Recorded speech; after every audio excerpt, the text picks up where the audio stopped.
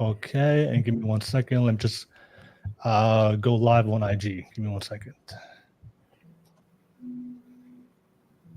All right, we are live. What's up, everybody?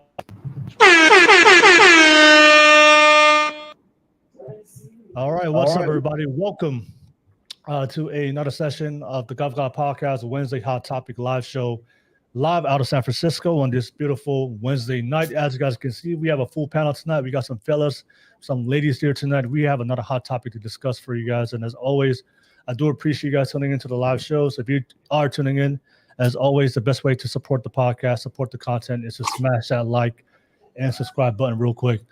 Don't forget, this is a public show. A lot of you guys do reach out to me on Instagram, always asking me, how do I join the show? You're not from the Bay, you're not from Cali. The best way to join is join on Wednesdays, where it's virtual, like you see before on tonight's show. And you can jump on and be a virtual guest from anywhere in the world. The link is in the description below on YouTube. So if you're watching this from Facebook, Instagram, X, or Twitch, come over to YouTube, look at the description of the video, and you'll be able to find the link. Click on that link, and you'll be able to jump on. As always, I do appreciate you guys on the live chat. I see the Sean Antonio Experience on the live chat. Tim M, always good to see you on the live chat. But let's get that live chat popping. Always appreciate your feedback and what you guys think about the topic as you guys respond to our discussion. And as always, for all the Ninja Watchers out there, definitely come out the closet tonight. I know there's a lot of Ninja Watchers out there creeping, always watching without reacting, without posting any comments. So definitely come out and participate and be part of the pod. Give a special shout out to my sponsor, Global Financial Impact. They are a financial services company, so if you definitely need some financial services for taxes, advantage, wealth strategies to protect your money so you don't lose it in the market. If you're looking for a college fund for your kids, to set up a fund when they graduate, so they have funds for plans after graduation. If you need help with debt management, if you need to learn how to be a family bank, if you need assistance on life insurance and living benefits, and legacy planning, and of course, business ownership programs. If you definitely need that help with those services for that financial services that you need, definitely reach out to Global Financial Impact. I just put it on the screen. Contact Savannah. She has a great team behind her. The information is in the description on YouTube, and you can be able to support her and her team. So shout out to Savannah. Thank you for always sponsoring my show. But as always, I appreciate you guys on the live chat. Thank you so much, as always, for always jumping on my live streams. And of course, to support me, the best way to support me is become a supporting member of my locals. You can definitely get exclusive content. And of course, you can definitely jump on as a virtual guest on my in-studio podcast that I do host on Saturdays, when I do the exact same thing on Wednesday, but it's going to be in studio. I have live guests to come on the show, and we have conversations, and you can join in virtually. Part of that. And of course, for all the fellas out there, I know a lot of you guys reaching out to me, always asking me questions about how do I get better communicating and talking with women. You struggle with approaching women. The best way to communicate and talk to women is to talk to women. So that's the only way to do it. There's no magic pill on social media. Definitely the best way to do it. So a lot of you guys are online.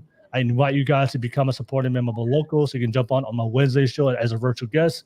Come talk to these ladies, have open conversations. And of course, they can definitely come on and jump on and talk to the ladies on the Saturday night show. So that's all for the fellas. I'm a supporting member of my locals. A lot of you guys reach out to me. You struggle with relationships and learning how to talk to women. So we can definitely help you out with that with the Mask on My podcast that we host tomorrow on Thursdays. But also, if you need more help, you definitely reach out to me and become a supporting member of my locals. I could definitely help out with that in whatever the struggles that you have as fellas, as men in your dating and relationship life. But nevertheless, thank you so much. Don't forget, if you do want to share opinions, I know a lot of you guys have strong opinions and you want to share part of the conversation tonight, drop it through a super chat. I'll be able to put it on the screen, read it out for you guys, and then we can definitely respond to any questions or topics. Or if you have a specific question to one of the panelists, drop it through a super chat. I'll be able to give you a shout out and respond to any questions that you guys may have. And of course, if you just want to donate to the channel, drop a super chat and I'll be able to give you a shout out and just respond to you. So thank you so much, as always, for everybody always supporting me financially. And of course, to all the sponsors always donating to my channel. Thank you so much. But nevertheless, that's pretty much all my YouTube stuff. I do see you, BL17, on the live chat. Lovely World on the live chat. Thank you so much. You guys are already getting the live chat popping. I do appreciate you guys. But if you're a moderator on my live chat, let's get active. Make sure everybody's participating. Run those likes up. Make sure everybody's commenting on the live chat and call out those ninja watchers, those creeps. never always watching, but never participating and never saying anything on the live chat. So I appreciate you guys. Nevertheless, that's pretty much all my YouTube stuff. Special shout out to the live chat. Special shout out to the panel. All right. So thank you so much for your time. But we have a great show planned for you guys. But I'll pass it back to the panel, ladies. If you guys don't mind, thank you for making the time to be part of tonight's podcast. I'll pass it to you. If you guys don't mind, give yourself a quick intro. Your name, what do you do, and also what is your relationship status? Because we're talking about relationships tonight. So I'll start with you, Anna. Give yourself a quick intro, your name, what do you do, where you're from, and what's your status. Go ahead, Anna. Hi, I'm Anna, and I am from the Dominican Republic, the best island in the world. Can't tell me otherwise. I live in Pennsylvania currently, and I am a proposal developer, so I work remotely, and I am in grad school for business administration. And I'm very, very much single. No roster, no one is in my DMs, very single. That's a lie. There's always somebody out there, probably in the hidden, find the hidden. They can't be found. They're hiding in the hidden part of the DM. So thank you so much, Anna. As always, appreciate you being part of the show. We'll keep it moving. I'll pass it to you, Issa, all the way internationally from Korea. Thank you so much for jumping on online. But go ahead, Issa, give yourself a quick intro. Oh, you're on mute, Issa. Hi, my name is Issa, and I am 49 years old. I am a full-time traveler, and I left the United States to look for a new home country, and I am happily single and solo and not dating at all. All right. Thank you so much, Issa. Thank you for tuning in all the way from across the road. Thank you so much. Excited to have you part of the panel. I'll pass it to you, Maria. Go ahead and give yourself a quick intro for everyone out there. Hello, I'm Maria. I work in HR at Amazon. Been there for the last 4 years and meet people literally from all over the world because they have very diverse culture. I currently have been married for the last 22 years to the same partner, and very much, excited to be here on the show tonight. All right. Thank you so much, Maria. Appreciate you. Thank you for jumping on tonight. I'll pass it to you, B. B, give yourself a quick intro for everyone out there. Hello, my name is Brenda. I work for Risk and Safety. I am 34 years old. I've been with my husband, my partner, since I was 14, and I have 4 children. All right. Thank you so much, B. I know it was a while since last time I appreciate it. Finally get you on the pod. So I'm excited to have you tonight and to hear what you have to say. Thank you. I'll pass it to you, Lynn. Go ahead and give yourself a quick intro for everybody out there. Okay. Hi, my name's Lynn. I am living in Los Angeles, and I do marketing and sales for Fortune 500 companies. And I am also single. All right. Thank you so much, Lynn. Appreciate you. Thank you for jumping on the pod tonight. And I'll pass it to you, the fellas. Thank you, ladies, for the great intros. I'll pass it to the fellas. Give yourself a quick intro for everybody out there. I'll start with you, Big Dog. Go ahead. How y'all doing tonight? My name is Big Dog Barkin. I'm a retired warehouse worker. I stay in Memphis, Tennessee, and I've been married 19 years. All right. Big Dog, always good to have you on. Thank you so much, as always, being part of the panel. And last but not least, I'll pass it to you, Devil. Devil, go ahead and give yourself a quick intro. Yeah, we got a good mix tonight. You can call me David. Devil's Advocate's a mouthful. I am 32. I work in IT at a financial company as an engineer, and I am single, never married. Pretty typical for my demographic. Yeah, I look forward to the conversation tonight. All right, appreciate it. Thank you so much, Devil. Good to always have you on the pod again. Thank you so much. So shout out everyone one more time to the panel. All right, thank you so much. We have a great show planned for you guys. I do see Ricky Davis 7. Hey, I don't think I've seen you here before, Ricky. So thank you so much for jumping on as no, I think you are, because I see you're a moderator, so you've been here before. So Ricky, good to have you back. Joe, good to see you in the live chat. Prudy, good to have you back on. I appreciate you guys. Salute to everybody on the live chat right now. And Marcus Antonio Castillo. dropped a super chat checking if that DUI chick is here tonight. I have no idea who you're talking about, Marcus. I don't know. Does anybody here has a DUI recently? Maybe he's talking about you. I don't know. I have no idea. But no worries. Appreciate you, Marcus. Appreciate you guys. We have a great show planned for you guys. Thank you so much. As always, don't forget, this is a live show. This is a public show. So if you do want to jump on, the link is in the description. Click on the link and you'll be able to jump on as a public guest. And don't forget, if you do want to drop a comment and share your thoughts and opinions and share your voice, drop it through a super chat like Marcus. And I'll be able to put it on the screen, give you a shout out, and we can respond to a lot of your questions and topics. All right, so the main topic we're going to discuss today is we're going to talk about, this is a topic I saw online. There was a lot of videos that was related to this topic. It was kind of going semi-viral about should women work to attract a man's attention or a man's respect. So we all live here in 2024 modern society. Social media has a big impact not only in how we connect and communicate to each other, but especially with relationships. You know, that's where a lot of people connect with people, especially when it comes for looking for a relationship, a partner online and dating. So quick question to the ladies real quick, and also the fellas, before I break it down real quick, before I pass it to you guys. When it comes to for women, so if a woman wants to attract a man's attention, I just want to ask the ladies and the fellas on the panel, do you guys agree with this premise? Just because a man is giving you attention does not necessarily mean that he wants to commit to you and he wants to date you long term. Can we agree with that? 100%. Yes.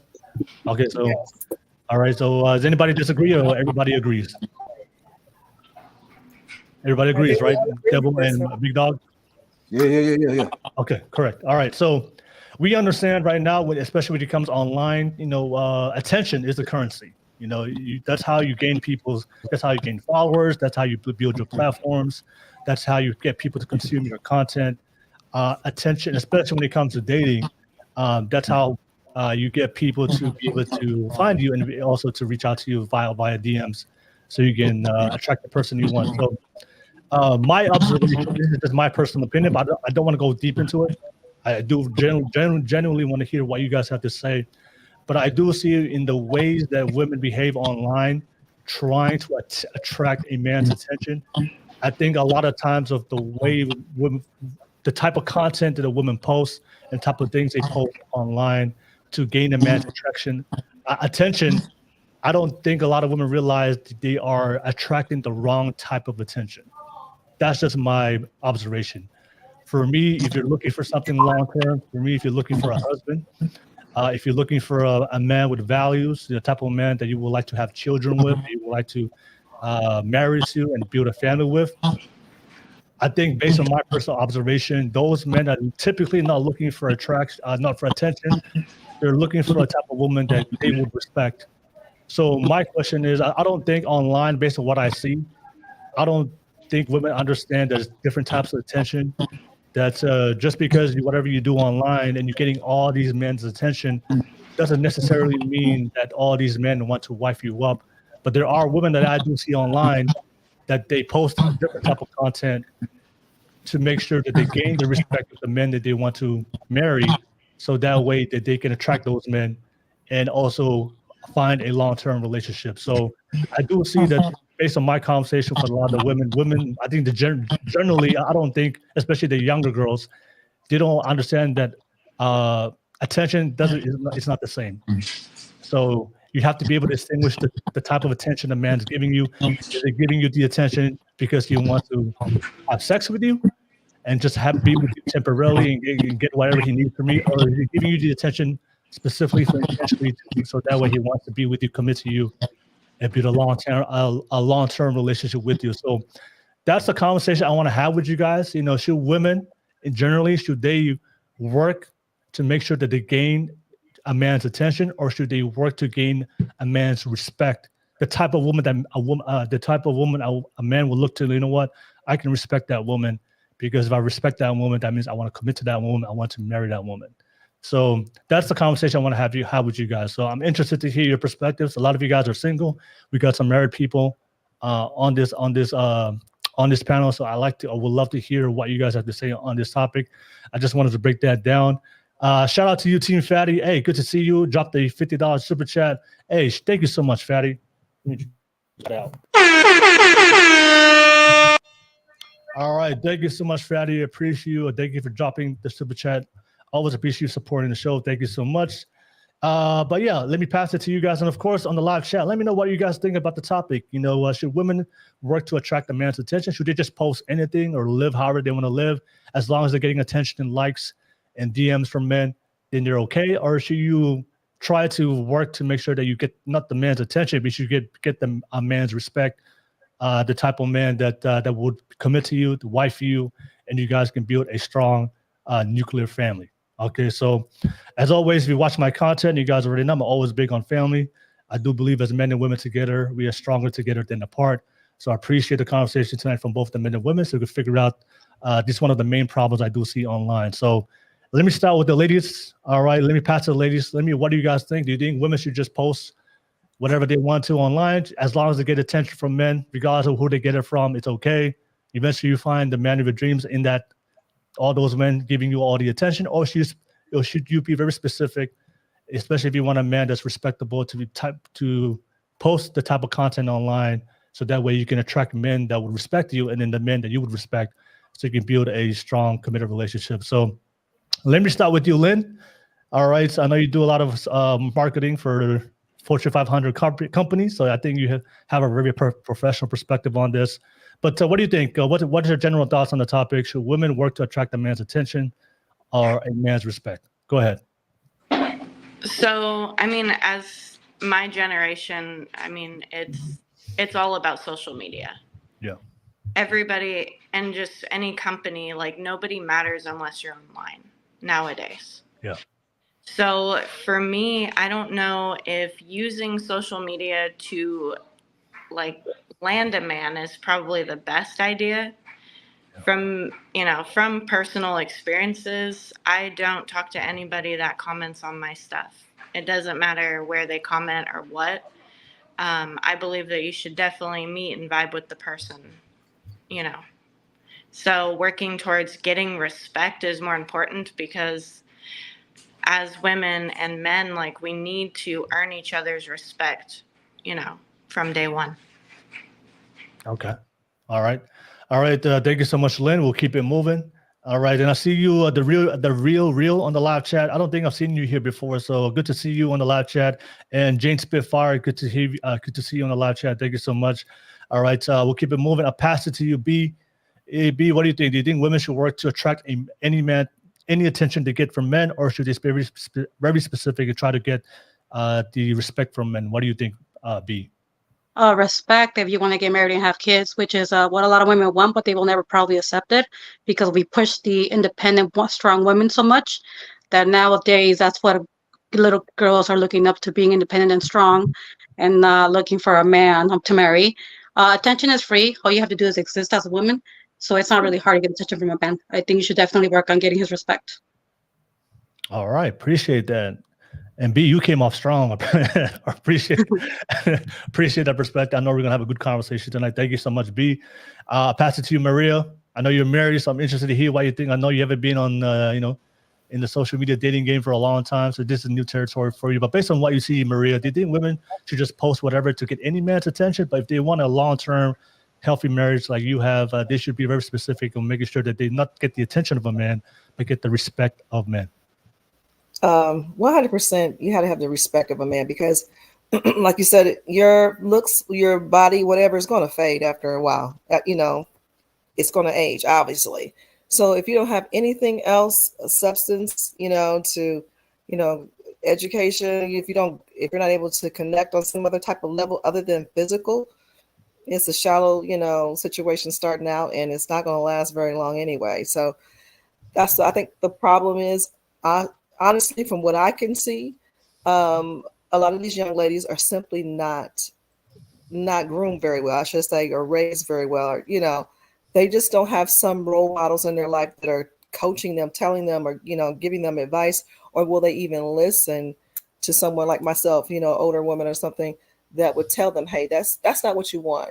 This is not what you want, how you want to carry yourself if you want to be, like you said, married. But like a lot of them, maybe don't want to be married. You do have a generation that does not want to be married, does not want to be committed. They want to, hop around and do this kind of stuff. But that's that young mind, that young mindset that, they think that they're going to be young forever and want to just live for now, or, and do what they want to do. I got it. I can flaunt it. I might as well. This is the best I'll be ever, ever have or be.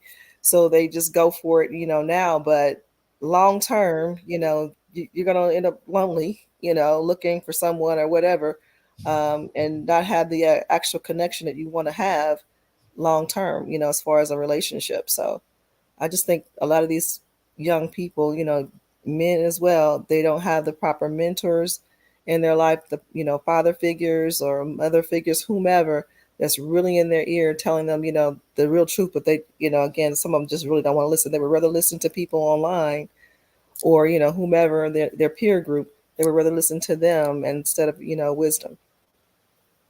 All right. Appreciate that. All right. Thank you so much, Maria. Thank you for sharing that. We'll keep it moving. I'll pass it to you, Anna. Anna, what do you think? Do you think that should women, if you're looking for something long-term, should just work to get any man's attention that you get online, or should you just be very specific, intentional to get the respect of men? What do you think, Anna? I think everything should be looked at in life in general, strategize, right? Like if you're single, you're looking to get married, or if you're looking to get a hookup, it really depends on what you're looking for. But I tend to like do dating apps, even though I'm having a love-hate relationship with dating apps right now. But my profile are always very curated to like attracting certain kind of men that I want in my life.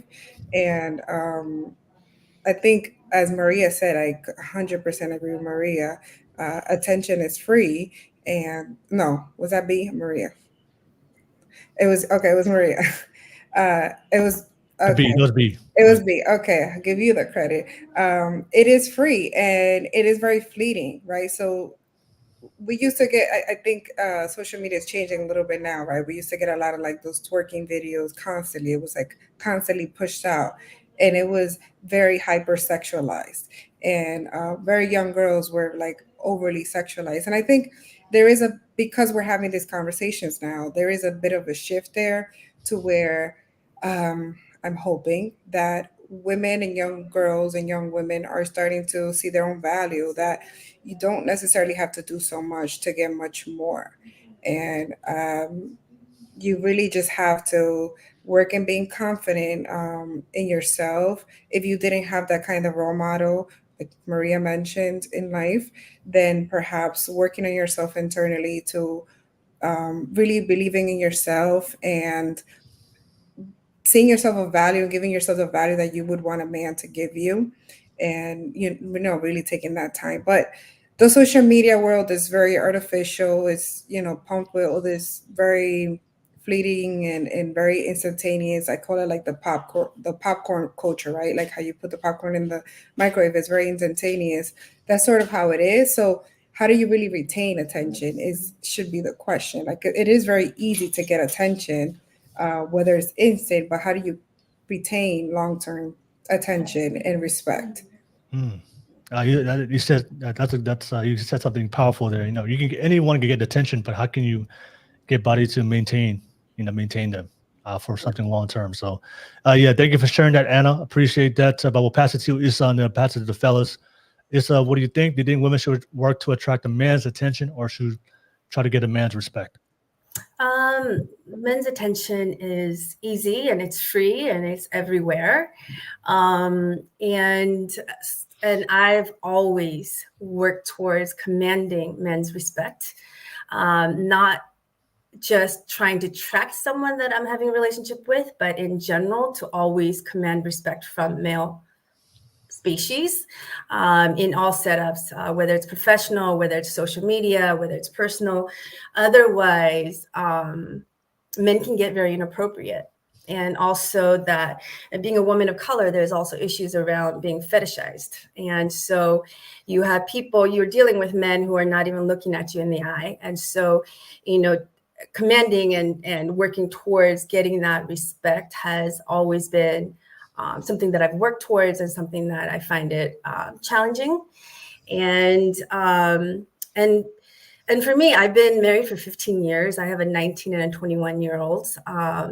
And so seeking men's attention or respect out of looking for family and children, that's not something that that's not a goal that I seek. Okay. All right. Thank you so much, Issa, for sharing that. Thank you so much, ladies. But shout out to the channel, Lord Punisher. Good to see you, RNTY1. Good to see you. Keep that live chat popping. Let me know what you guys think. And I see some of you guys are commenting on Instagram and the other platforms. The best way for me to see it, so I can give you a shout out, is to come over to YouTube and drop your comments on YouTube. That's the best way for me to see you, and I can give you a shout out. I can't really see you in the background on the other platforms. All right, but thank you, ladies. But I'll pass it to the fellas. Start with you, fellas. Big Dog, what do you think? Do you think women should work to attract a man's attention, or should they work to attract a man's respect? Like the women said, attention is easy. As long as you got a pretty face, a nice body, whatever the case may be, you're gonna get the attention of men, heterosexual men. You know what I'm saying? That's easy. The respect is hard because you have a lot of women that use their body, use their good looks to get these good men, and once they get them and use them up, then it's hard for women to use what they got, the intangibles they got, to get that same good man to deal with them and cuff them for a long-term relationship. So instead of just using your body to try to get a good man, use your brains, use everything else, your charisma, your charm, your intelligence, use everything else you got except your body to get these men that you really want for a long-term commitment instead of your body all the time. The body gonna be there. That's a plus. It's gonna be there. So that's it. All right. I appreciate Big Dog as always, and I'll pass it to you, a devil. Yeah, what do you think about the topic? Should they work to get attention, or should they work to get a man's respect?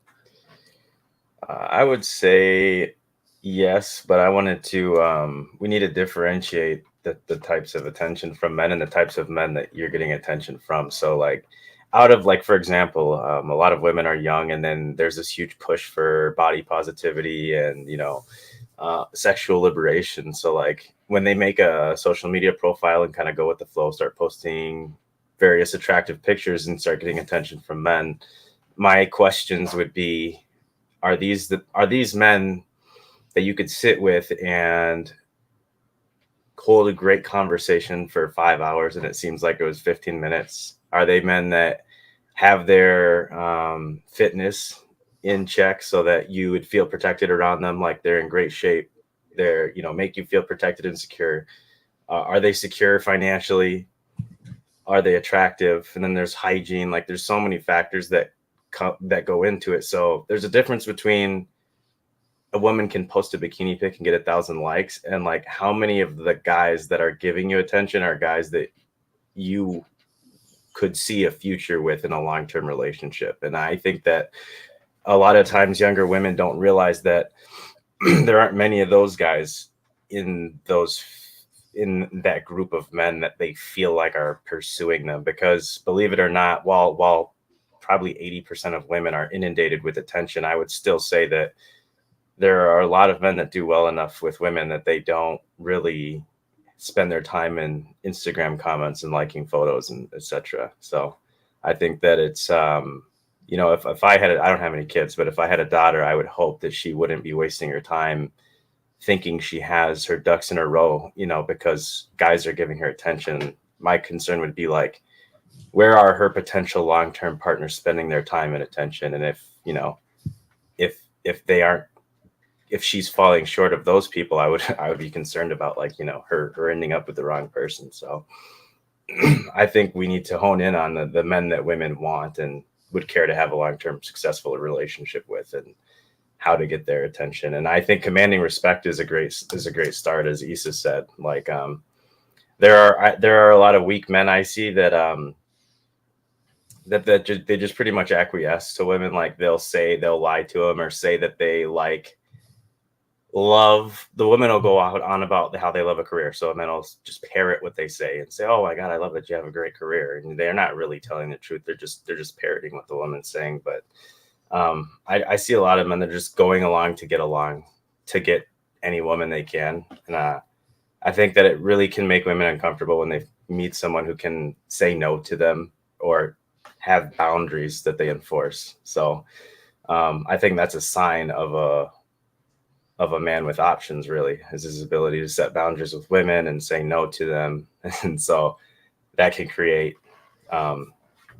strife sometimes. But that's my 2 cents, is, differentiate between the men that chase women and the men that women actually want and would care to be with long term. Yeah. I think, Devil, you made a great point. I think in general, a lot of women don't know the difference between sexual attention and commitment attention, right? So sometimes when we have conversations with women on the podcast in previous times, a lot of the things I do hear from women is, I'm getting all this attention, but how come I can't find and attract my ideal man, the man that wants to marry me, that wants to marry her?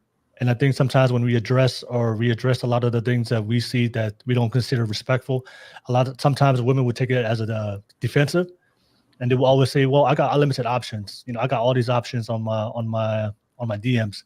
But I think that's where Devil had to make it clear. Just because you have options, the question is, those men in your options in your DMs, are those the men that would be responsible and the type of men that you want to go long term into building a strong, committed relationship? I mean, just curious for me, just want to ask the ladies real quick. I'm sure that you've got some DMs from men, on social media.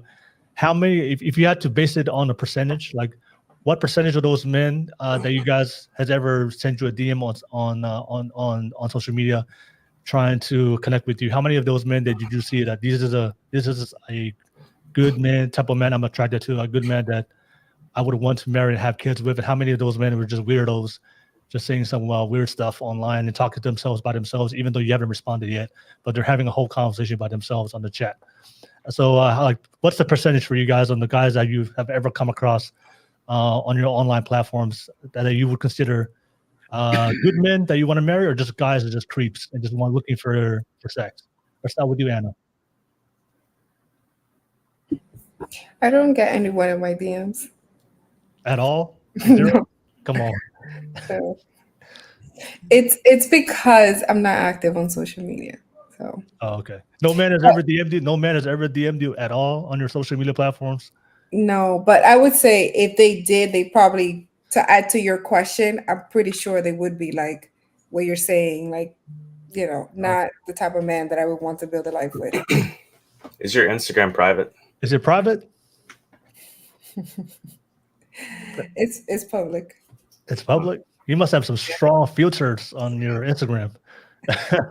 Yeah, there's a reason behind that, but we don't have to get into that right now. Oh, okay. So there is. Okay. All right. So I'm sure there's at least one. I mean, at least one, but we'll keep it moving. I'll pass it to you, Lynn. Lynn, same thing. Like, based on all the guys that have ever tried to DM you and the attention you get, how many of those guys, percentage-wise, you consider good men, the men you want to marry, and just men that you don't see any kind of attraction or long-term with? So for me, I've learned a long time ago not to respond to any of the DMs. Yeah. I just open it, and unless it's genuine, I'll just open it and read it, and that's about it. I get a lot, to be honest, so it can be overwhelming. So 9 times out of 10, I end up just deleting them. So, I mean, I don't think, maybe like percentage-wise, maybe 0.1 is something that I would even pursue. All right, 0.1%. All right, thank you so much, Lynn. I'll pass it to you, B. B, same thing. Percentage-wise, I know guys don't even stop even when you're married. They don't care. They'll just still send a message. Okay, what do you think, B? Yeah, probably maybe 60 to 70% are talking to themselves. But yeah, I have a horror page, so I do get DMs from a lot of people, not just men in general. But obviously, most of the attention you're getting from like you said, weirdos or people that are not interested in the relationship. They just want to, be weird about things that you're posting in general. Yeah. Nothing serious. I don't think there's something serious in your DMs. Nothing can come out from that. You got to meet people face to face. Okay. All right. Thank you so much, B. So 60, 70%. Maria, Same question, percentage-wise, to all the guys that ever DM'd. I don't have a ton because, of course, I don't post a lot. So I would say most of them, like she said, the majority of them are weird. Are just, why are you? Yeah, the hi, how you doing? How beautiful? Yeah, yeah. I don't respond to any of that kind of stuff. Of course, I'm married, but no, I don't respond. Okay, all right. Thank you so much, Maria. And then I pass it to Issa. Same thing. I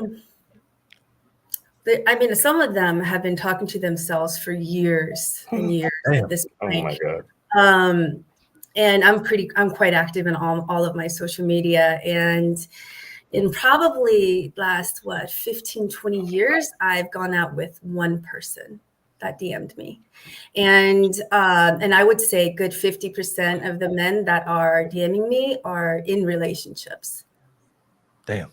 Okay. And it's on their social media. And so, and there's been times where I took a screenshot and said, if you contact me again, I'd be happy to send this over to your wife or your girlfriend. Damn. Without them. Mm-hmm. Damn. Okay. Yeah, it's 2024. Are they ever? A little bit of trauma because it does trigger me, when you are in a relationship and DMing women. Do they ever say something like, "Yeah, this is my wife or my husband's page," or "No, we're looking for a third" type stuff? You see that stuff nowadays sometimes. Yeah, no, I've gotten a lot of crazy stuff about wanting to do threesomes. I mean, I've gotten a lot of crazy. A quick question, Issa.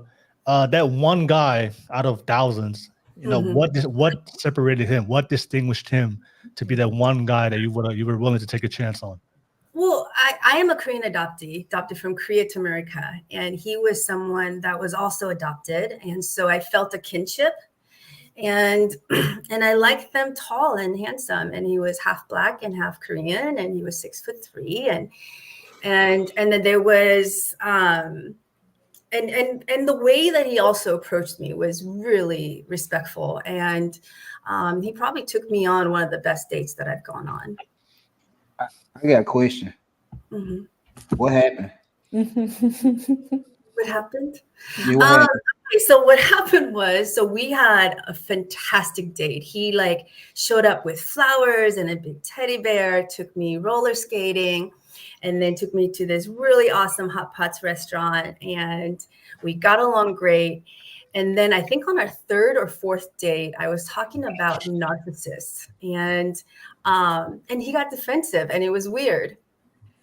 So was you calling him a narcissist? No. I was just talking about abusive relationships and narcissistic relationships, and talking about narcissistic traits, and he took it all personal as if he's a narcissist, and it was so confusing. And he probably was. Yeah, that's what I'm thinking. And so we got into an argument, and after that, I was, we did no longer dated, but the thing is, we stayed friends though. Okay, all right, fair enough. Okay. Quick question to Anna, Lynn, and the ladies. Is that, based on Issa's response, is that the formula to be separated from all the weirdos? Just be 6'3", tall, dark, and handsome. Is that it? Is that the formula? Don't lie.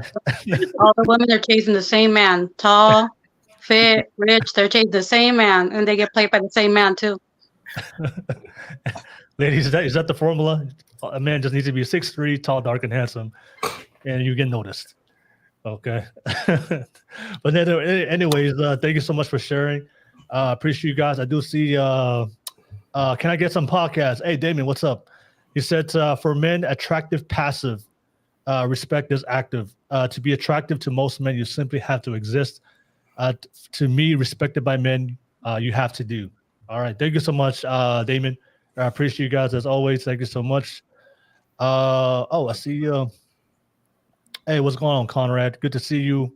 Thank you for jumping on as a live guest. Good to see you, brother. Thank you so much.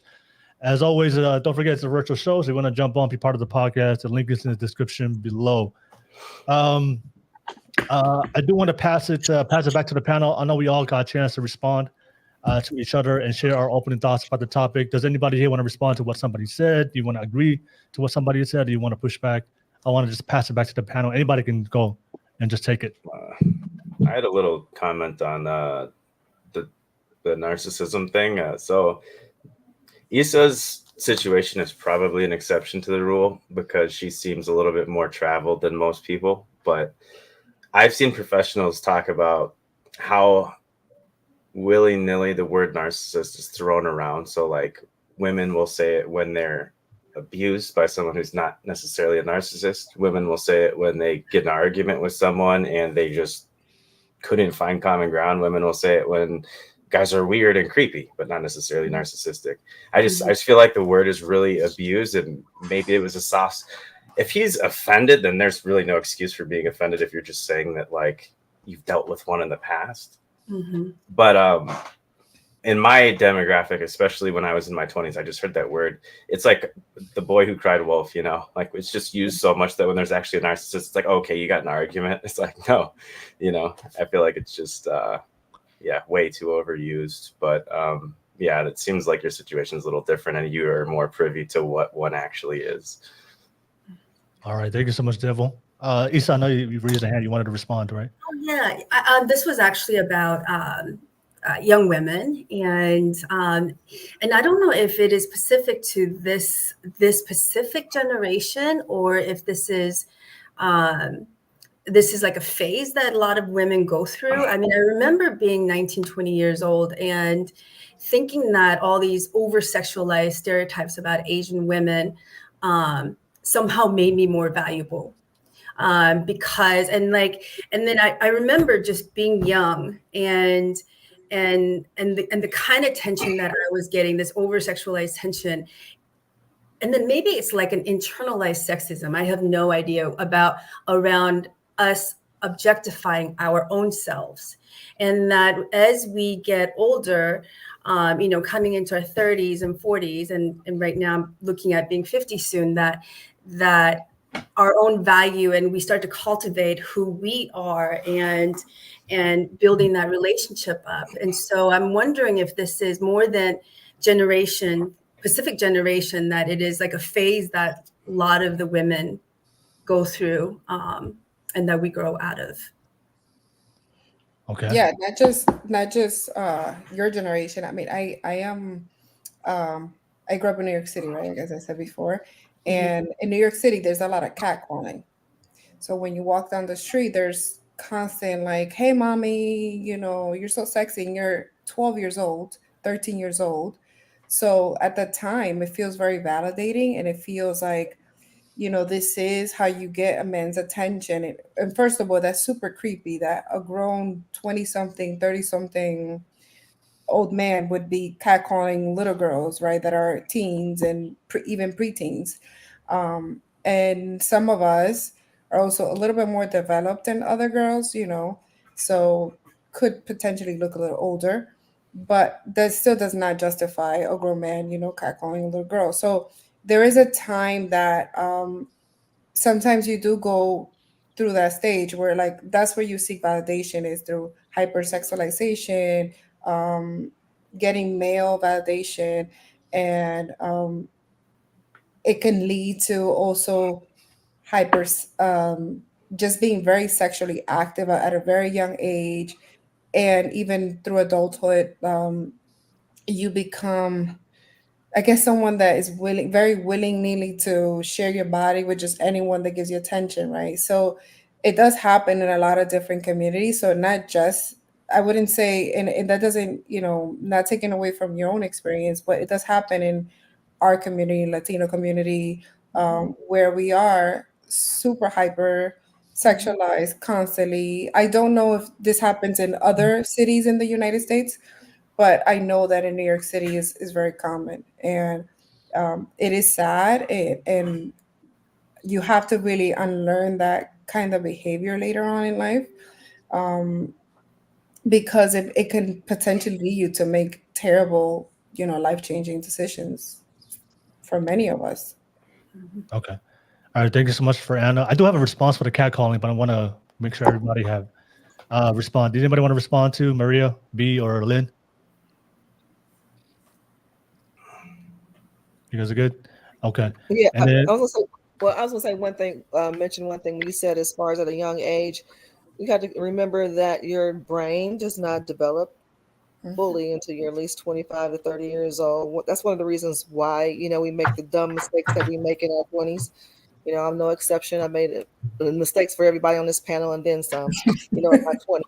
But I feel like in this generation, we have the power of the internet as well. I did know enough to learn also through other people's experiences. And with the, using, I would say, at least social media for good, because now you can always connect with people who have like experiences and things of that nature to help, you cope with different things, because some of these girls that do these things, like I said, are hypersexualized, do it out of, neglect or whatever may have happened, some trauma in their past, but if they were to use the social media like it could be used, in a good way and learn to connect with other people and talk through their issues, as opposed to it manifesting itself in other ways as being, promiscuous and things of that nature. I think that would help, in terms of the way that social media is today, if we could use it, like I said, for good. But I feel like that's what's happening with a lot of girls because, like I said, they're not developed completely, obviously, emotionally, intelligently, or, emotionally for the most part. They may be physiologically, they may have, everything equipped wise, as far as body wise, but, emotionally, they're not ready. Yeah. all right, thank you, Maria. Conrad, you want to go? Go ahead, Conrad. First of all, greetings to the panel. Salute to everybody on the platform. Greetings, blessings, and love to all of you. I think the first thing that I think about when I hear some of the talking points regarding, let's take the easier route, young women and how they display themselves in public.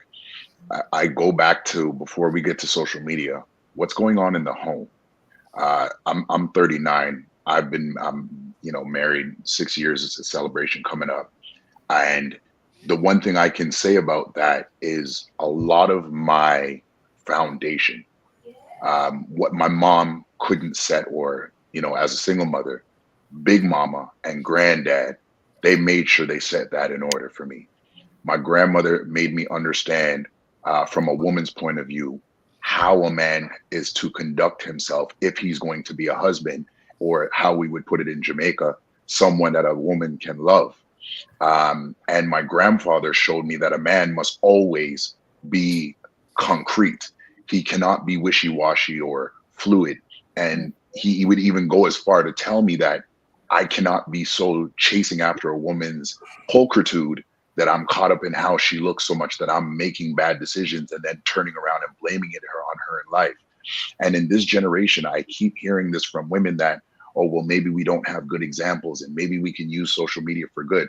Well, why are you, I guess maybe to the women, I would ask, what's going on at home? Why are we passing up mother and grandmother and expecting perfect strangers that aren't invested in your future to dictate to you what your foundational principles should be? How are you to conduct yourself as a woman? How are you to glean respect? The aspect of reverencing yourself, understanding that you are something special. And if you're not a toy, if you're not a sex object, how do you be you and still be set apart, if that makes sense? All right, thank you for sharing that, Conrad. Was that a question for the ladies, Conrad? Yeah. Why are we passing up mom's advice and big mama's advice? We gleam to their drama. Don't date a man that does this, and don't date a man that does this, and don't date a man that does this. You connect with their drama, but the words of wisdom, it seems like that's missing. Is that actually missing from your mothers and your grandmothers, or is that just something that, as it's portrayed in this generation, that younger women don't really care and respect older women? All right, I'll pass it to the ladies. I know, Maria, you wanted to respond, and I'll pass it to the ladies. Go ahead, Maria. Okay, sure. I attribute that to being, kids having kids. A lot of this stuff that's going on right now is kids having kids. It's generational. They see their parent, their mom did it. She got pregnant at 13. It seems like there's a general acceptance that if she has a child at 13, that, well, her mom had one. So, it's just kids having kids. You don't have that old school, mom and big mama in the household, that want to, raise their children, nurture their girls and their young men as well, and make them good, gentlemen and ladies, and to represent themselves, because in my generation, I can honestly say my grandmother and my mother, they instilled that in me, as far as me, how I respect and carry myself, because I was a representation of them, and some people don't really care. I don't know if they don't really get it. That connection is you represent me, what I did as far as what I poured into you or did not pour into, the lack of care and so forth. They think if they give their children things, I've seen so many videos, on the 16th birthday they give them these cars and all this kind of stuff, and these kids are nowhere near deserving some of the stuff that they give them, but they feel like they give them material things, that they've given them, what they may have not had when they were young, but the wisdom and the knowledge and all that kind of stuff, they don't want to take the time to pour that into children. They would rather just give them Jordans and things of that nature. So it just depends on who they're being raised by and who they're being exposed to. But I feel like in this generation, you're just having a lot of kids or having kids, and they just don't have that foundation. All right. Yeah, thank you for sharing that, Maria. Pass it B. What do you think, B? In response to Conrad's question. I can and cannot agree. Going back to Maria said about kids having kids. I have my daughter when I was 15. My daughter is now 19. She's a dental hygienist. I went to school too, went to college. But at the end of the day, I'm 100% all about home. That's why I've been with my husband for so long, because it's setting a foundation and example for my children, regardless of the mistakes or whatever the choices I made in life. Life is about our choices, and then about changing that. My mom didn't have a mom. My grandmother was never around. My mother did the best to becoming a good mother with my father. But I can say 95% of my decisions to be with one man and fight for my family came from my father. Him sitting down with me and saying, love yourself, respect your husband, cook for your husband, go to school, work on your family. That was by my father, who would have put it inside. He had like I said, he had a mom and a dad. My mom, she had issues with her mother, but I wanted to break those generational curses based on my mom. So yeah, I did have a child when I was really young, but I wanted to set the example and show to everyone around me, because I had a lot of friends that did end up pregnant and, took the route. At the end of the day, it's all about the family and about the choices as individuals. So. All right. Thank you, B. Pass it to you, Lynn. What do you think, Lynn? Conrad's question. I mean, I got advice from my mom when I was younger, but honestly, what child really wants to listen to their parent? I mean, honestly, our parents can preach, or us as parents can preach all day, but a child always thinks that they know better. Everybody's on their own path, and they're going to have to experience life, and they need to figure things out for themselves. We can have those conversations, and we definitely do and need to have those conversations. I'm a parent. My son is going to be 6, so I'm constantly having conversations with him. And I know as he grows older, he's going to want to experiment with the ideas that I give him. So just understanding that we hear it, we just think we know better. Okay. Can I respond? Yeah, go ahead, Conrad. Go ahead. Yep. I think that's a great point. Keeping in fact in remembrance that people will experience their own nuances. Within that, and I guess I can only in this case talk from the viewpoint of a male, is that young boys, young teenage men, they actually can't afford, and we who are older, we can't actually allow them to think that you have a bounce back period to really mess up and make bad decisions or be a certain type of way. Because at the end of the day, for a lot of young men, what they do in their teens and in their early 20s can actually handicap them for the rest of their life. And some people may say, well, this could be true for anybody, but specifically for the function of what a man is supposed to be, it is actually very vital. Older men, and maybe I'm speaking from a lot of anecdotal experience, but what I've seen from young men in my community over here in Canada is that when they do not have the fatherly figure or the right leadership in the home, they go to the streets looking for that leadership. And so then that leadership, whether it becomes sex, whether it becomes drugs or the gang, whatever is willing to fill that leadership will take it. I've actually seen young men turn around from that, and I've taken young men out of that and say, hey, you're going to have to respect yourself from this day forward if you want to actually be somewhere, because BET is not it.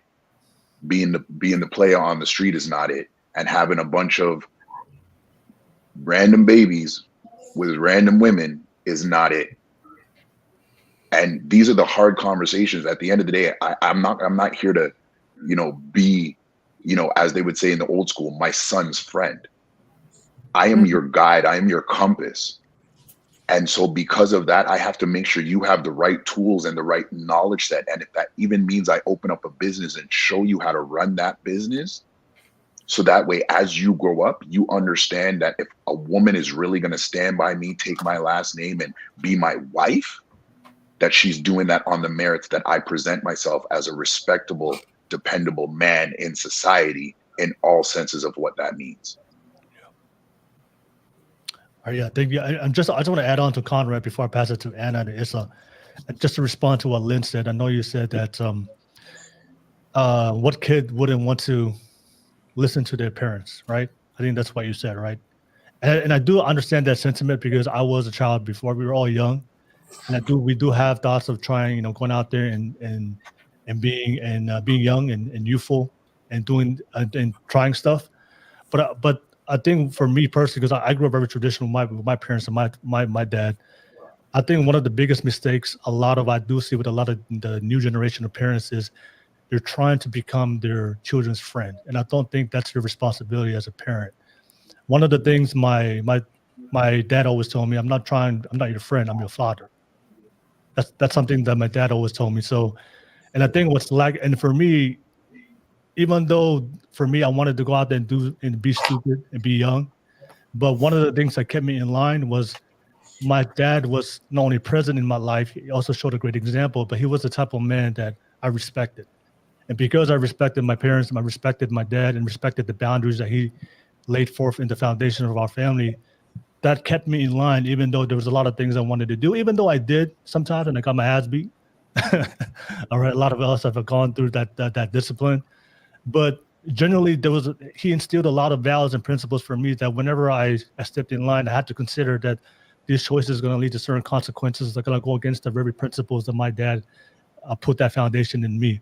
And I think because when you truly respect somebody, whether it's a significant other, whether it's somebody at work, whether it's somebody whether it's your own dad, it's a natural barrier for you to consider, especially when you're making decisions, because if I make this decision, it's going to be for me, but I respect this person so much, I don't want to entertain and make this decision. And I think if you have that strong leadership, like Conrad mentioned, in your family, and you also have a great father, but you also not only loves you, because that love component is also important as well. But I think you also respect that allows you as a kid. You're still going to make mistakes, but a lot of times as kids that we're going to come to certain cross paths in our lives. You know what?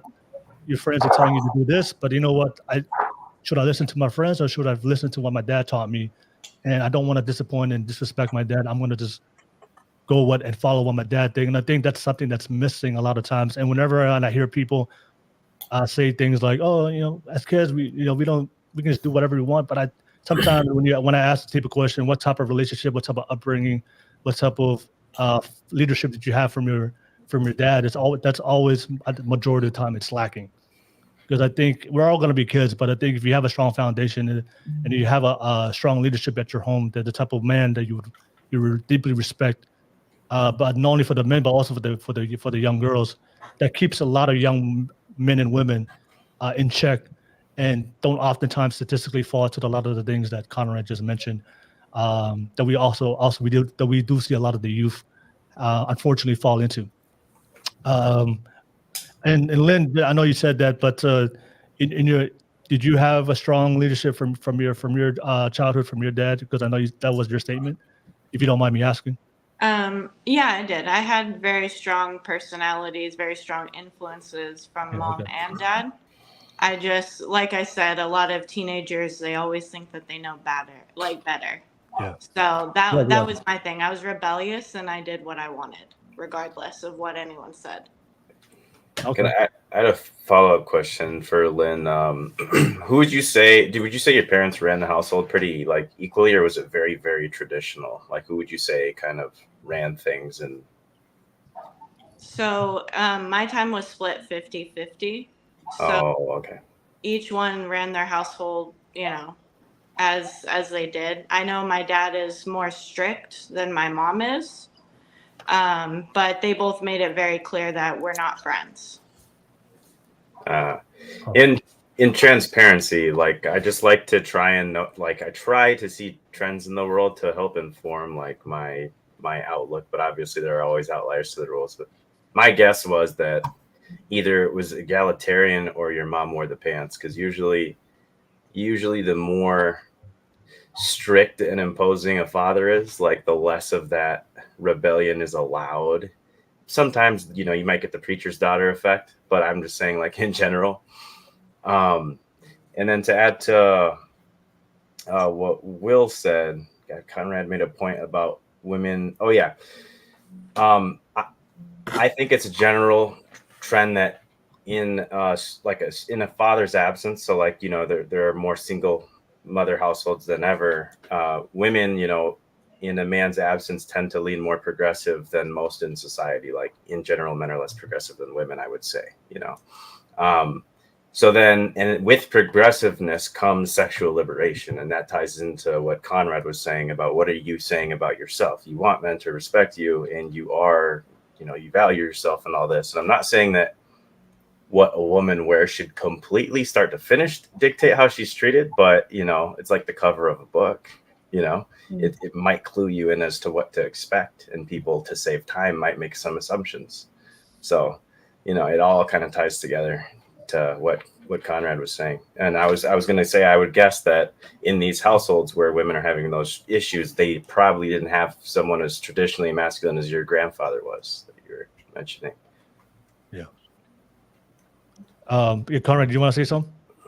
No, I was, there was something I was going to piggyback off of Devil's brother. Can I call you DA? It's David. All right, David, cool, yeah. cool. Because I don't want to call no man and no woman a devil. But I just do that so people who can't handle, like, they go into the conversation knowing that I'm going to push back. It makes them a little bit more receptive. Okay, 100. That's wonderful. He likes to push buttons. Yeah. 100%. Well, hey, you need those people in life, right? It's balance. But something Lynn said, the aspect of preaching. And I think this is where my grandfather was a great lesson point for me. But my mom, as a single mother, also was kind of the devil's advocate in that regard, because as a single mother, she could not be told anything. Right. And so as I started getting older and she started trying to communicate with me as in, yeah, let's go shopping and let's go hang out, I had to kind of put my mom in check and let her know, no. If you're going to hang out with me, there's rules and guidelines to this. We're not friends. You're my mother. I'm your firstborn. And you got to have to approach me as such, which means when you walk with me in public, I need you to address a certain way. And this is for women, I always say, you guys were created with reverence and respect betrothed upon you. It is your responsibility to find the steps necessary to preserve that over time. And it is men's responsibility to make sure we back you up in preserving that reverence that should be on you consistently. I think that's the yin and yang, for lack of a better term. But the aspect that just to land this, Lynn, I do believe that where we can get away from the aspect of preaching or the do this or you're going to fall is to, on one hand, yes, be to a degree open and a level of transparency, because you can't give your kids everything. And I think that's something that we've got to learn or remember as parents, is that we can't give our kids everything that we went through and say, this is going to benefit you, because they may hear our trauma and be like, oh, that sounds fun. So we've got to curtail that in. But at the same time, there also has to be that transparency of, I actually hate the fact that I put myself in this situation. I hate the fact. And where you move from preaching to maybe not just resolution, but a meeting of the minds, even with somebody who's younger, is they're like, wow, you hated that? You know what I mean? If I'm landing, if that makes sense. So I've kind of learned that between mentoring and my own kids, that if they're going to understand where I'm coming from, why I'm advising them so sternly, I'm advising you out of preservation, not just do this or you're going to a proverbial dogmatic hell. Hey, Conrad, just curious, the first time you told your mom when you guys were about to hang out, hey, Mom, you're going to move this way. What was her reaction? What was her response? She asked me if all the other girls that I hang out with have to move that way. I told her yes, and she didn't come out with me. Oh, okay. Yeah, I was very strict on that. Even my homeboys, like, you're not allowed to hang your pants around me. You want to hang your pants around me? Okay. And I'm an 80s 4 baby. So like we talking about 90s, big FUBU, big Tommy Hilfiger, Nietzsche, like it was popping. But I was like, okay, if we're going to the mall to get girls, I don't want her looking at me like I'm like that. I need real cachet right now, and letting her see my boxers isn't not going to do it. That was just my thought process. So all right, fair enough. All right, I appreciate that, Conrad, man. Conrad, you're cooking tonight on the pod. Can I say something real quick about that? It's so funny you mentioned, the hanging pants, because I cannot stand sagging pants. I just detest it. Of course, with my age group, I can't stand it. But I thought, that was maybe a fashion thing or whatever, and it eventually would fade away, but it didn't. So I had to figure out how do I appreciate sagging pants, for my daughter. For my daughter who's, she's 27 now, but I told her, I said, you know what? I have come to learn to appreciate sagging pants. Reason being is it basically, like, you look at women, it tells me what I need to know about you in terms of, I don't have to get to know you. You don't have to have my number. I can't pretty much tell everything I need to know about you by your pants hanging halfway to your, your knees. And I told her that's the way you can judge their book, by their cover. Get to look at their sagging pants and say, look, that's somebody you can just pass along, and you don't even give them the time of day. Just keep it moving. But it just made me think of that when you said something about sagging pants, because apparently that's a fad that's never going away. It's not a fad, apparently. Ladies, a quick question. Let's keep it honest. If the guy is sagging his pants but tall, dark, and handsome, you overlook it? Nope. Short-term fun. My screen's broke. If they're younger. Unemployed. Financially successful, tall, dark, and handsome, but he sags his pants. No. I don't know if that's at least one day. At least hear him out a little bit. That's an oxymoron. That's the oxymoron. Really. How's an oxymoron? Unless he's a rapper. Then you can have money.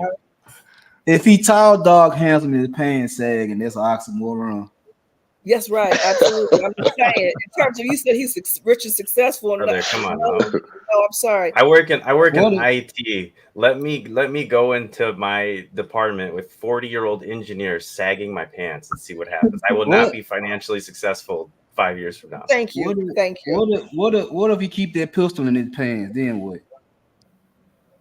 If he keeps my own pistol, so I'm not worried about that. So what I'm saying, if he keep that fire in his pants, then what?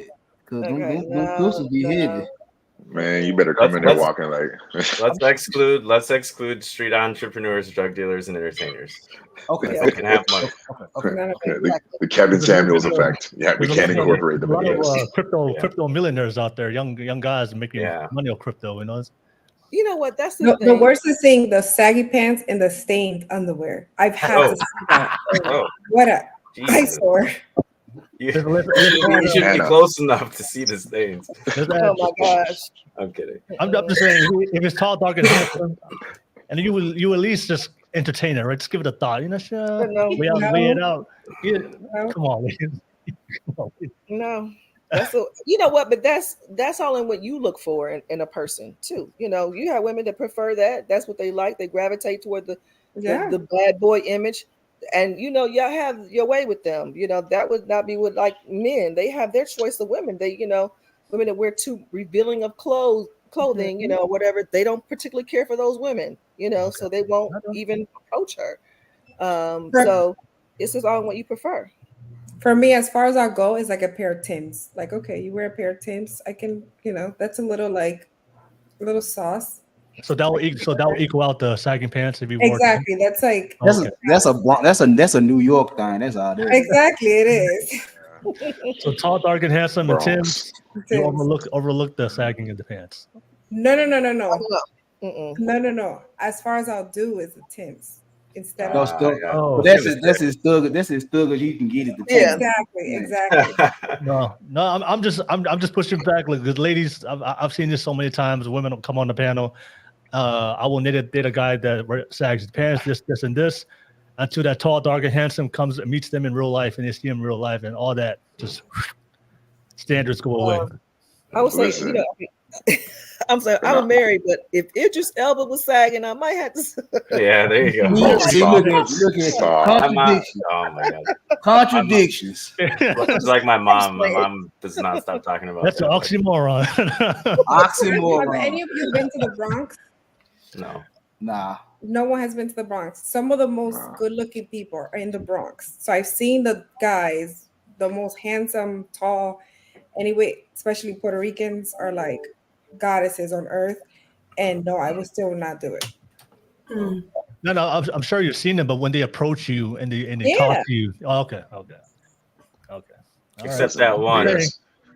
I'm just saying. Except for that one. College. Look at her smile. Look at her smile. Look at her smile. She knows. There's at least one that fought that. He's like, Jose? It fell through the cracks. It made it through. But yeah, thank you so much, man. Let me pass it back to Anna and Issa. I know we were all responding to Conrad's question, but I'll pass it to you, Anna. I think the question, just to finish off, to hear what you guys think. And Conrad's question is, when it comes to dating, do you bypass?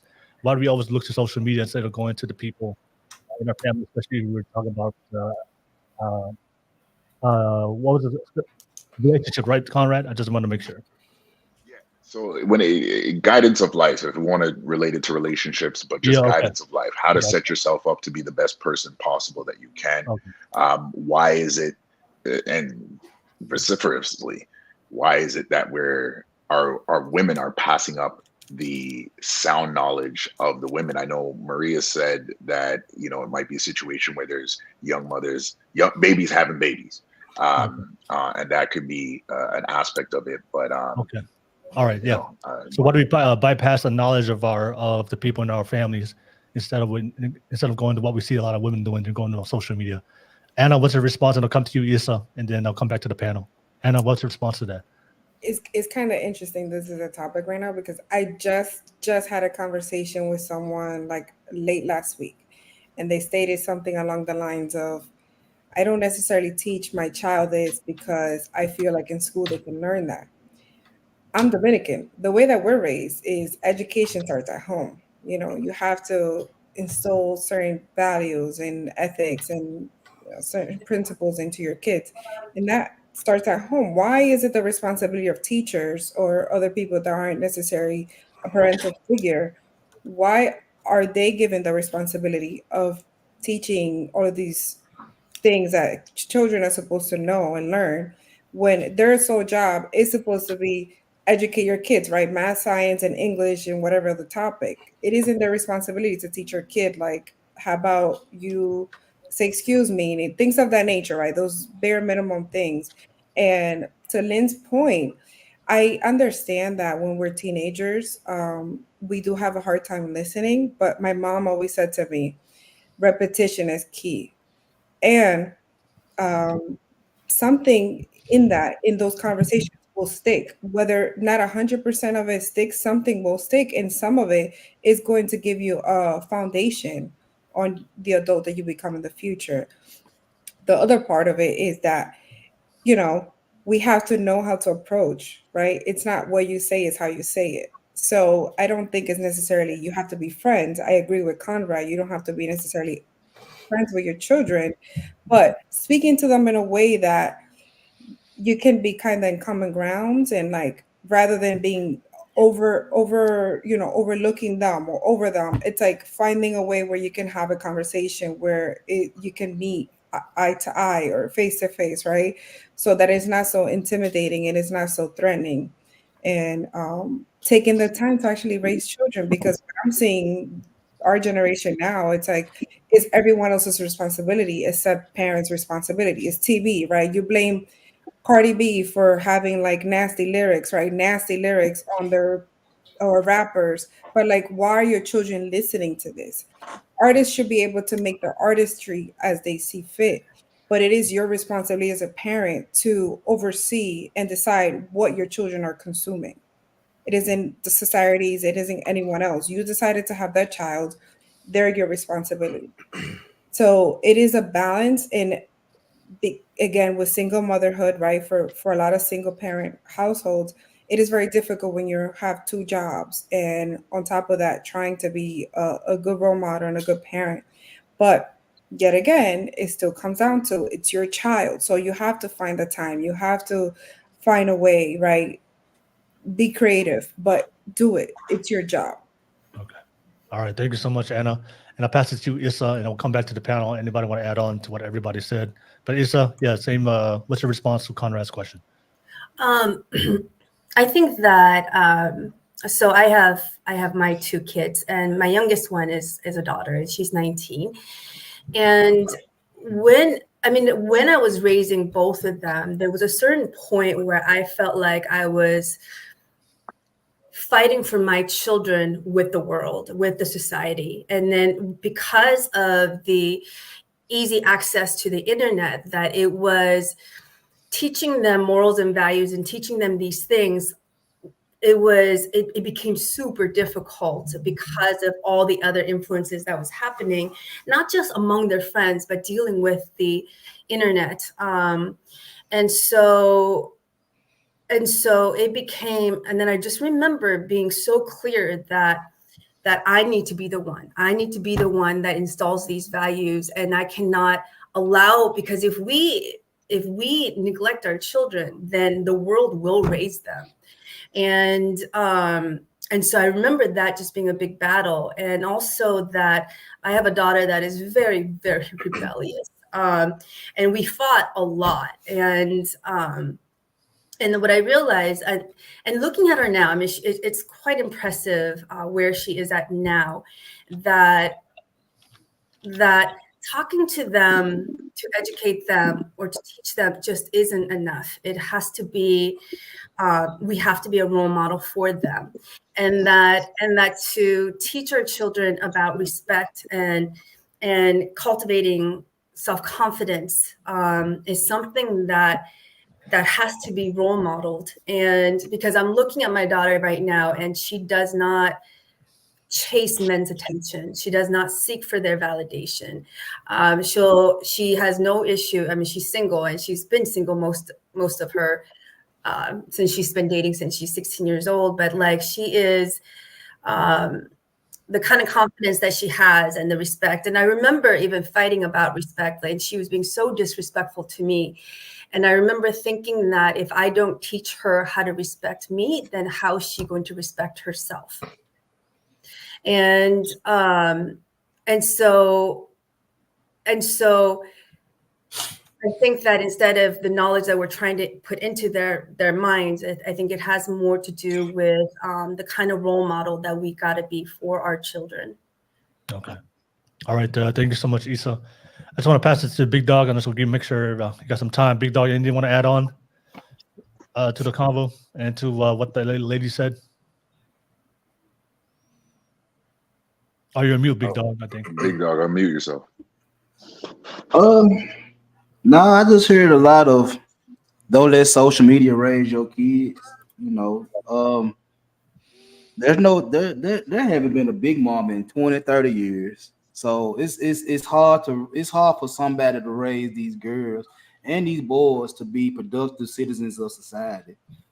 And you have mothers doing the same things daughters doing, and you have fathers that's in their sons' lives. They're trying to be on the block with their sons. So it's a lot of foolishness going on in the world right now. You know, we just need to pay attention to each other and try to get these things worked out to the best of our ability. Yeah. Yeah. All right. Thank you, Big Dog. Yeah, And then Devil, go ahead. Yeah, I did read, I forget where, that your kids or a child's peers have more influence over them than their parents starting at age. I've seen the figure 5, I've seen the figure 8 or 9, but regardless, it's interesting. I kind of have a nihilist view of society because I'm progressive in some ways, like as far as like, I guess, what's the word? Liberal. I guess I'm more liberal. I wouldn't say I'm progressive, because when I see the push for progressivism, I see the push for like women's liberation. You can like pushing women to go into the workforce. I see a lot of shaming of motherhood. I see, and when I see shaming of traditional values and stay-at-home wives, that pushes women to dump their kids in daycares, and no daycare is going to have people who will care for your child with more care than you would as a mom, hopefully, and that a woman naturally would. So you see a lot of these problems tie back. A lot of these progressive pushes, sometimes well-intentioned and driven by empathy, lead to a lot of the problems we're talking about. You know, society controlling your child because you dumped them in daycare and now they have iPads. They can just, you know, sit on TikTok on all day or just play video games instead of like going outside and socializing like the old-fashioned recess where you just learn to set boundaries with other kids and play tag and, you know, how to interact the right way and not just on social media. So it's interesting how there's like a circle of problems that are being created by a lot of the modern changes we see. Some of them were very well intentioned. All right, thank you so much for sharing that, Devil. And Devil, I didn't know you were a progressive liberal. I'm going to have to doubt the statistics that you bring up on the show. Oh yeah, can't go a show without at least one fun fact. But you know what, David, it's a lot of this is like evolution, if you really look at it, because the old traditional values, they're gone out the window. There's no such thing as stay-at-home wives no more. There's no such thing as that, because society and inflation and all that will not let one man take care of a house and a wife and 2 kids by itself like in the 40s and the 50s. Women have to go out and get some type of money to take care of the house too, whether they by themselves or with a man. So there's no such thing as traditional values no more. What we see now in 2024 is the new tradition. So that's just what I'm really looking at right now. This is new tradition. This ain't old. This is not modern. This is new tradition.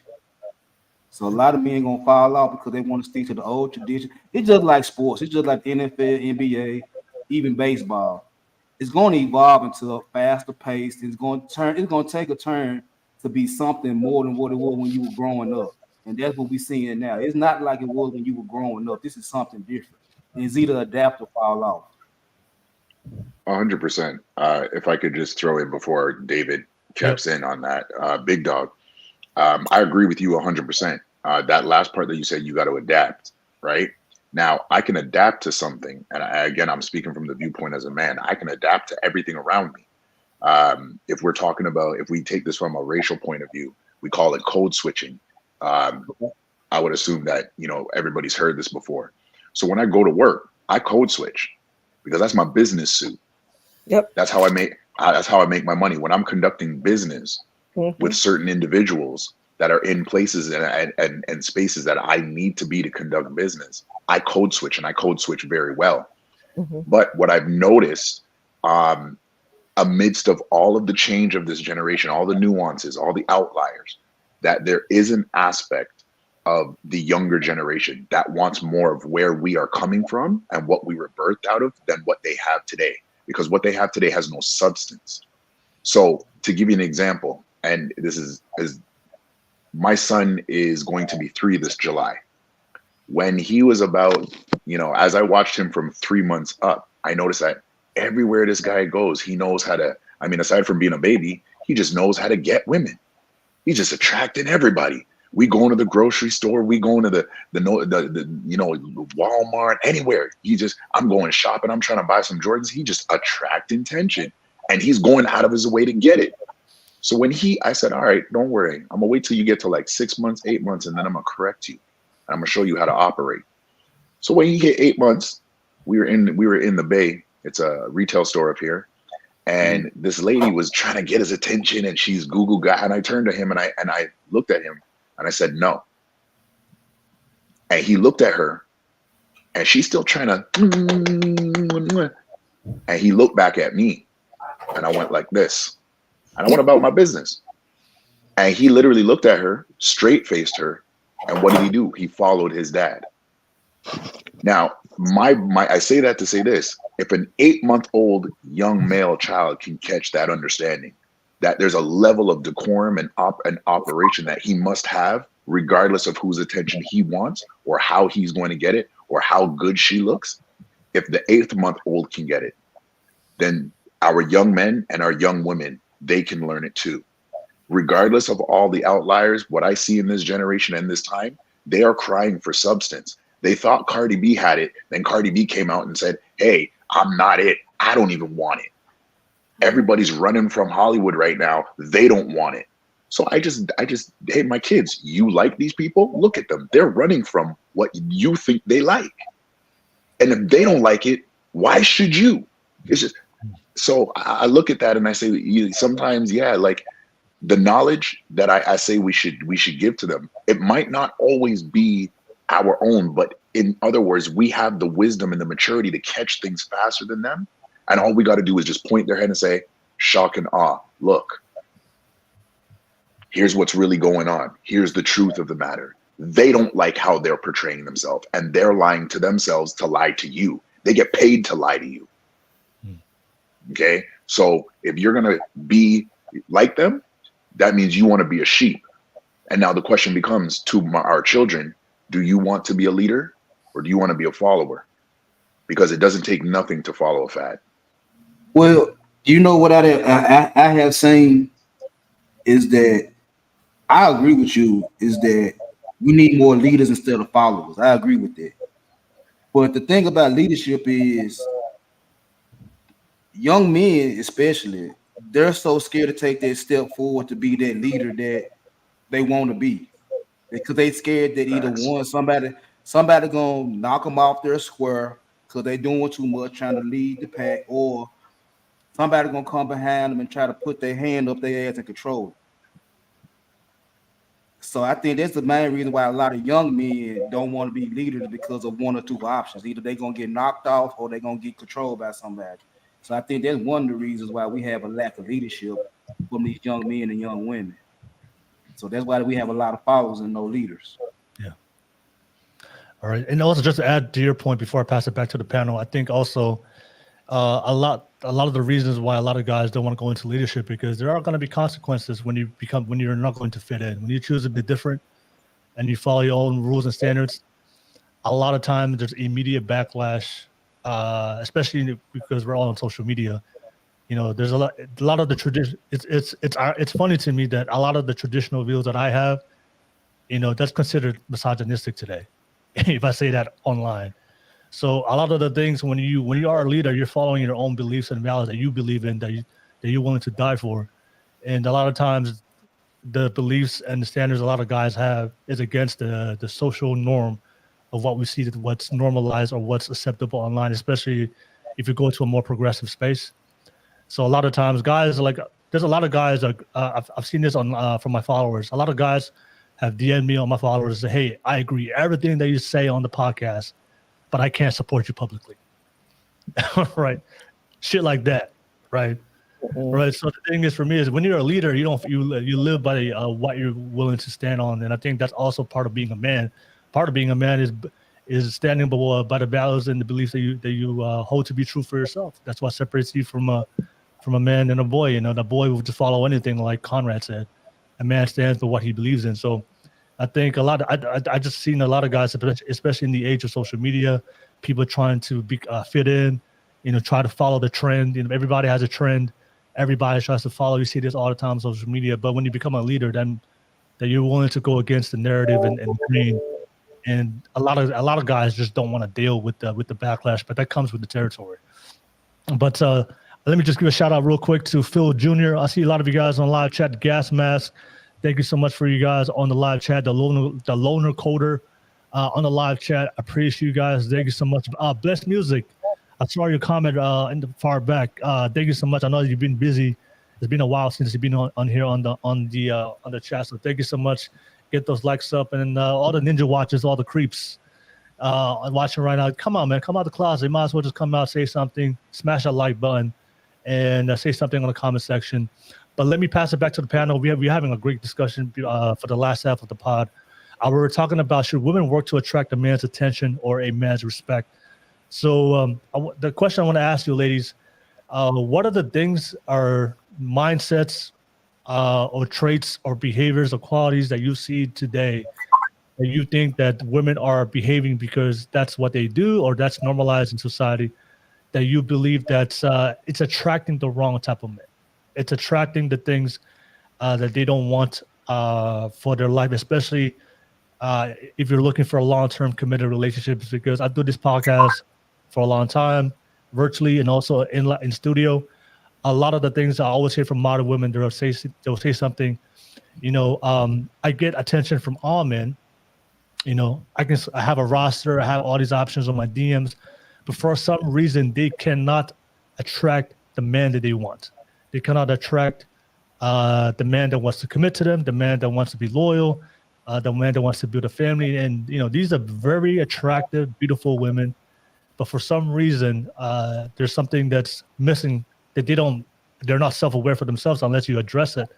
But based on your experience, not only for yourself, but what you see, what are the things that you see right now, the way women behave, the traits, the mentality, the ideology, whatever you see, if you just want to share it, what are the things that women are doing today that it's the very reason why they are always attracting the weirdos, the creeps, the guys that just want to use them and throw them out and use them for sex, but they never want to commit to them. They never want to take them seriously in a long-term relationship. All right, so let me start with you, B.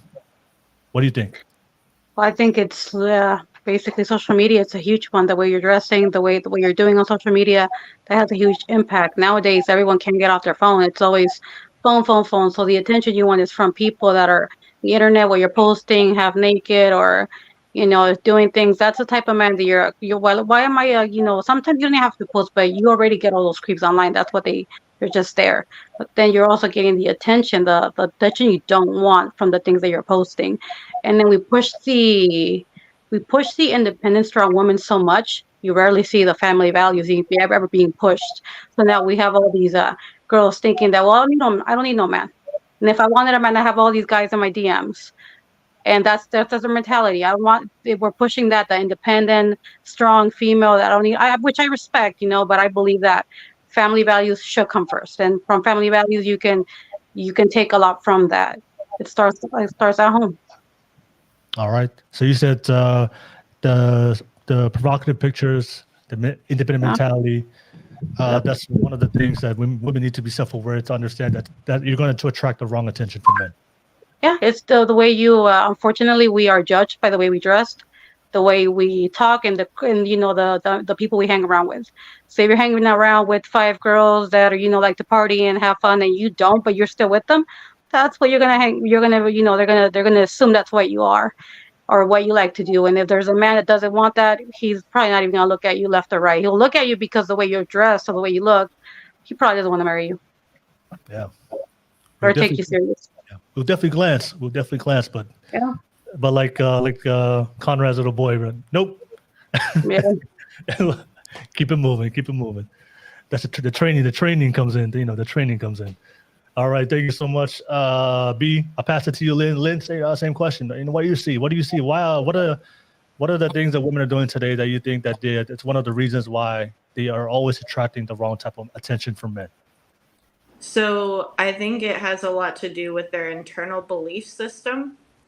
A lot of women attract men that they don't want because they firmly believe that's what they deserve. And it comes with the lack of self-awareness, like you guys have talked about. What you think about, you bring about. So if you're constantly thinking about the things that you don't want, you're focused on things that you can't control. Therefore, that's what you're bringing back. It's the law of attraction. That's all you do. If you're constantly focused on everything that you don't want, that's what you will see. And I think understanding that and bringing more self-awareness to that and focusing on more of the traits that you want, the type of man that you want, you'll carry yourself that way. Okay. All right. Thank you for sharing that, Lynn. I pass it to you, Issa. Issa, what do you think? What do you think, based on what you see in your own experience? What are the things that you do that you commonly see women do that's oftentimes is the primary reason why they attract the wrong attention from the men that they don't want? I think that there's I think when women focus too much on that's all that they are seeking is a relationship, and when they want a relationship so badly, then what I notice is that there's a lot of compromising of who they are that happens. And in my experience, love is one of those, as Lynn was talking about, law of attraction, what we think is what we create. Out of all the things that I can manifest in life, one thing I have not been have that I don't have any control over is when love comes and goes. And then but when it comes to like dating and intentionally wanting to seek for a relationship and needing that relationship so badly, where it defines who you are and it validates the woman's worth, that I think can be very dangerous and tracked men that they may even be settling for just because that is what they want so badly. And my feeling around this is that there are times where in our lives where we are in a relationship, and there are times when we are single and we're solo. And I think that when we are single and solo, like we need to get busy on building a relationship with ourselves and also making sure that we do take breaks in between relationships and not jump from one to the other, that where we are not learning about who we are or the lessons that we've learned. That I think that I would love to see women cultivate more relationship with themselves, instead of being solely focused on needing to find a man so badly. And that kind of desperate energy can really compromise. Okay. All right. Thank you for sharing that, Issa. I'll pass it to you, Anna. And the same question. What are the things do you see why a lot of women oftentimes always attract the wrong type of attention from men? I think that Issa and I, we were in similar mindsets in this. For me, and if you don't mind, I would like to respond this question more towards the positive side of things, right? Like what you could do to attract better rather than, because I'm sure there are a million reasons why, you would attract the wrong man. But I would like to say that, first of all, that really simple cliche saying, treat yourself the way that you want to treat others the way you want to be treated, applies to yourself as well. Treat yourself the way that you want others to treat you, right? So if you want a certain caliber of man, treat yourself already the way that you want the man to treat you. Also having patience, right? So like for me, I don't have a roster. I don't have men that I am seeing or talking to, and I'm completely happy with that because I know that when that time happens and if I meet the right person, it's gonna be someone incredible, someone that is full of life and has similar interests like me and the things that I enjoy to do. So centering and just being very, very selfish with your time and your activities and your friends and getting to know yourself, and positioning yourself in the right scenarios, right? So if you want to meet a high quality man, are you really necessarily going to meet that man at a bar or at a club, right? I'm not saying like, in church you're going to meet a man because you don't know, just positioning yourself in the right scenarios, the right places, and most of all, just having the right mindset. I think it's really important. The mindset of I am worthy.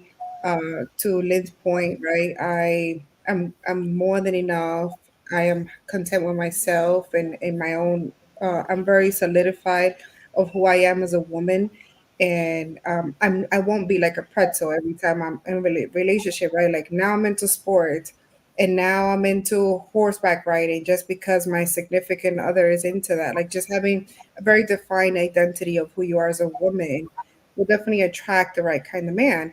And the other thing is like that's if you are becoming like apprentices, how sustainable is that, right? I believe in everything should have some kind of sustainability to it. So how sustainable is it you pretending to be somebody that you're actually not long term? So just working on yourself, loving yourself, getting in great shape for you, not necessarily for attention.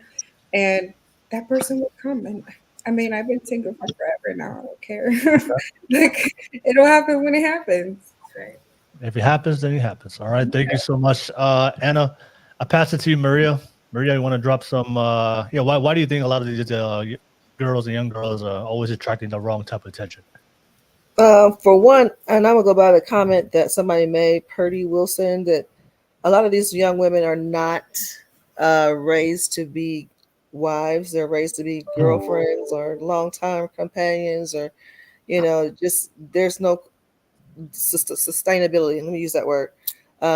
Long-term, goals, future goals. I do believe that you should work on yourself. Like when you get out of high school, you should have goals. Go to college, things of that nature. Work on you.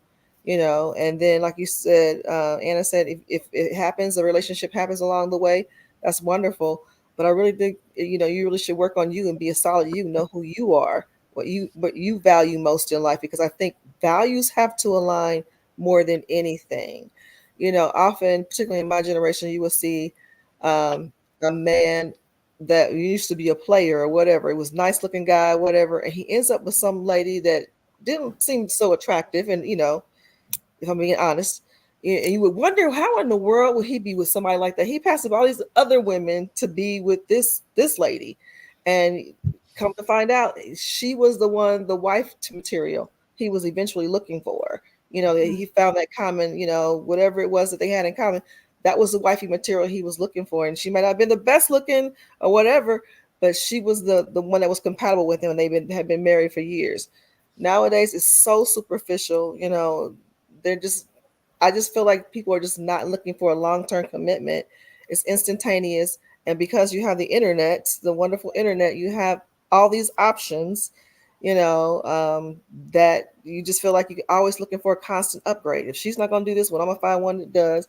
If she doesn't like this, then I'm going to find one that does, and then you got these women that want to modify their bodies, in extremely, in extreme ways, should I say, to help attract, and attract what? Attract the, like I said, the wrong type of guy. So at the end of the day, like you said, the one girl said, they're not raising, the daughters or women to be wives, and like I said, again, I'm not even sure if they even want to be wives at this point, because so much is pushed towards, feminism, independence, and things of that nature. And that's great to a degree. But, hey, if you want to be, by yourself the rest of your life, that's an option too. Not everybody wants to be married. That's the simple fact. Not everybody wants to be married, unfortunately. Or fortunately, I don't know. People just have their own different preferences.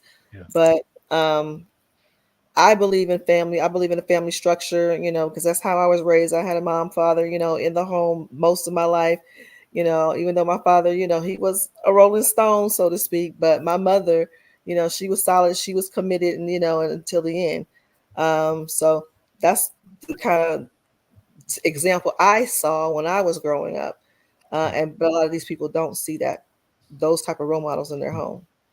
Yeah, that's powerful. A lot of women are raised to be girlfriends, not raised to be wives. All right. Shout out to all the passport bros out there going to different countries, trying to find their wives, outside of the U.S. But let me pass it back to the fellas. And I was thank you for your perspective as women. And fellas, same questions I want to ask you guys. I saw with you, Big Dog Barking. What are the things that you said? What are the things that you see? Why a lot of women don't attract the right type of attention and the man that they want? It started at the house. It started with the what they always say, daddy issues. It started at the house with the daddy issues. Whether Whether the daddy was there or not, it's always gonna start with the daddy. He the first man that's gonna teach their daughter how to look at themselves in the mirror and respect themselves and have confidence in themselves and self-esteem in themselves. So if the dad ain't there teaching his daughter how to take care of herself, how to treat herself, for her to know her worth as a young lady, then she gonna go out in the world and do anything and everything to get the attention and the validation of men, even if that means going to the depths of hell to get the attention she wants. Now on the other side, if the daddy there and the daddy is putting all these values into this daughter, to this little girl, then the sky's the limit for that little girl. She has the right to pick and choose who she want to deal with whenever she want to deal with them. 9 times out of 10, she gonna pick the man that's gonna be the best for her because she's seen a good role model of a father in the house. So she gonna pick the right man for her. But every so often, you do have a girl that's raised by her father that will venture off and do some fucked up ass shit. But more times than not, if she got a good daddy in the house or her daddy is in her life in some shape, form, or fashion, she gonna have a better representative of herself when she get older. So it starts in the house, and it's a lack of fathers, for one. The mothers, they're in constant competition with their daughters, no matter what they say. Because you have some mothers that will set their daughters up for failure because they don't want their daughter to be better than them. And you have some women that put so much pressure on their daughter to be better than them that the daughter will crack and just go off into la la land and start doing some other shit.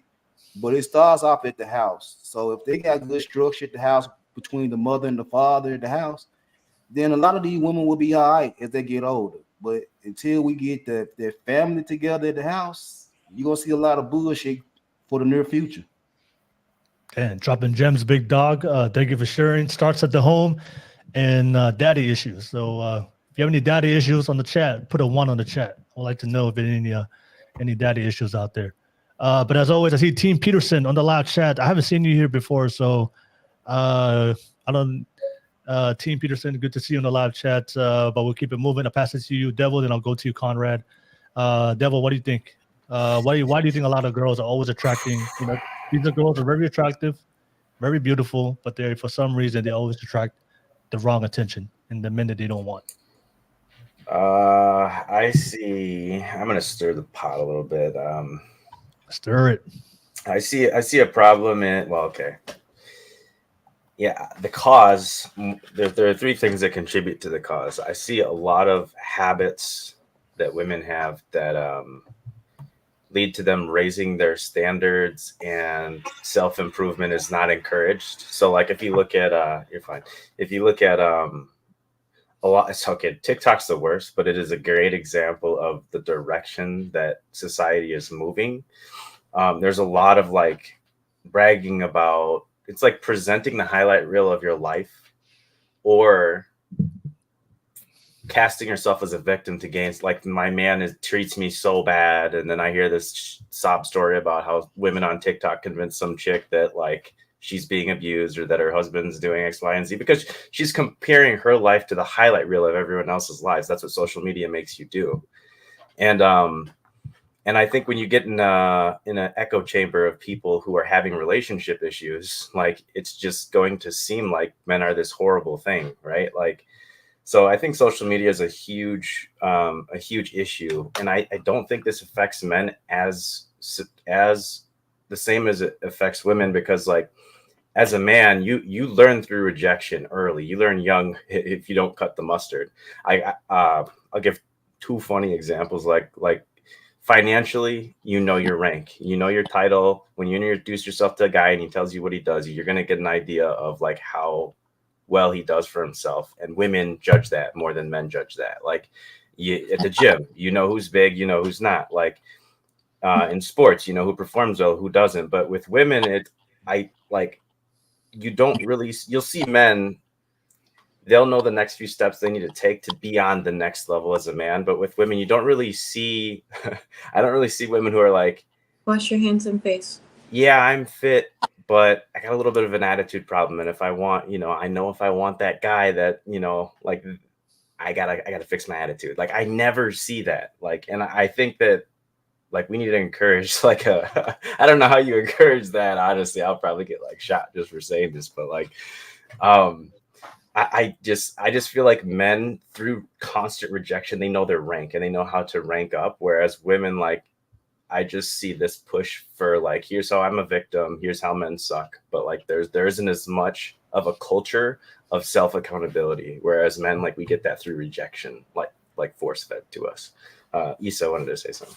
So this is what I was talking about with, like, in between relationships, to take a break, to reflect, and how important it is. I saw something on the chat about how men don't want women that are focusing on themselves. But the thing, and it's not about, when I talk about focusing on ourselves, it is about cultivating our relationship to ourselves, and how important it is that we do take accountability for what has happened in our relationships, and to take a time out and to really learn from that, and to figure out, because relationships are, I mean, it is the greatest reflection of where we are at and how we, the whole thing around divine feminine and masculine that's inside of us, and how we build that relationship. And so how important it is, and not just for women, but for all of us. I mean, we learn so much from our relationships, and to have that ability to take a time out and to be self-reflective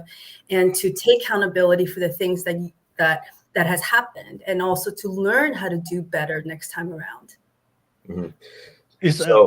Okay. No, I was just going to respond to your comment that said men don't want women who focus on themselves. I just want to ask the ladies, do you know why men say those? Do you know why men say those things? Why? Oftentimes when women say they want to focus on themselves, they're taking time away, whether it's a couple months or it's a couple years. I just want to focus on yourself and to improve.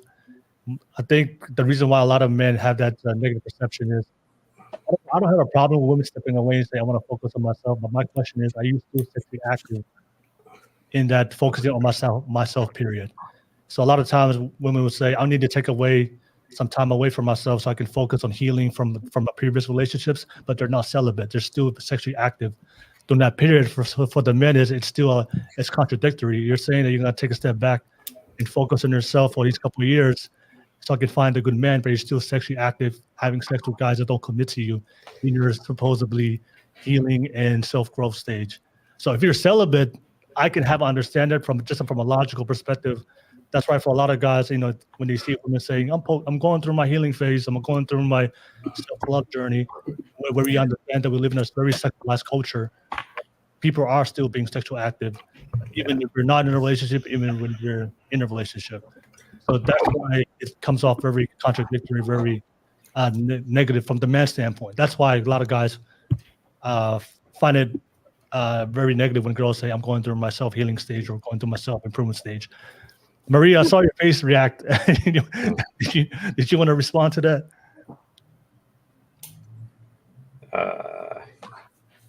You're muted. I'll go after Maria, but there you go. I'm gonna stay in my lane because this new generation, I just don't understand them. I'll be honest with you. I've tried to understand them on some levels, but like you said, if I'm gonna step away to heal myself, I'm not gonna be having sex with random people. I wouldn't even do that even if I wasn't trying. It's just, to me, that's just anyway. Yeah. I just feel like I don't know what that means. Like you said, that's contradictory in itself. How are you self-healing, or and then still doing it with random people, unless you have you have a problem, a sexual problem. Unless that's part of the therapy. I never got a class. Exactly. That type of time, right? So, but yeah, I would say now, and this is just my opinion, and I hate to use generalizations, that all men think this way, but when you say that men don't, a woman who's really trying to get herself together, really trying to just, hey, let me just, deal with myself and whatever issues I may have. I don't want to date anybody, and whatever, and they have a problem with that. I would say some men can respect that and give you that space, and fall back. But if they can't, then he has an issue, himself. If you can't let somebody, really take the time to, like you said, heal and not bring out their baggage and stuff, and take out their issues on you. Give them that time, that space to heal. But if you won't give somebody that space, either you're clingy, suffocating, you're narcissistic. There's so many different things that you could be. But yeah, you got to give somebody, if they genuinely want to try to better themselves, go to school, go whatever, travel, do whatever they got to do to feel like they can, center themselves. You got to give somebody that space, because if it was meant to be, if you and that person were meant to be together, you will be together regardless. If it takes years, you will be together, and it'll be it'll be the right time and the right space for that to happen. But if you try to force a relationship, not good. Yeah, I mean, ladies, don't you guys have that friend that always says, "I'm going through my healing stage," or "I'm going to go through my self-growth stage," but they're always going to go back to the same guy. Yeah, I mean, we all.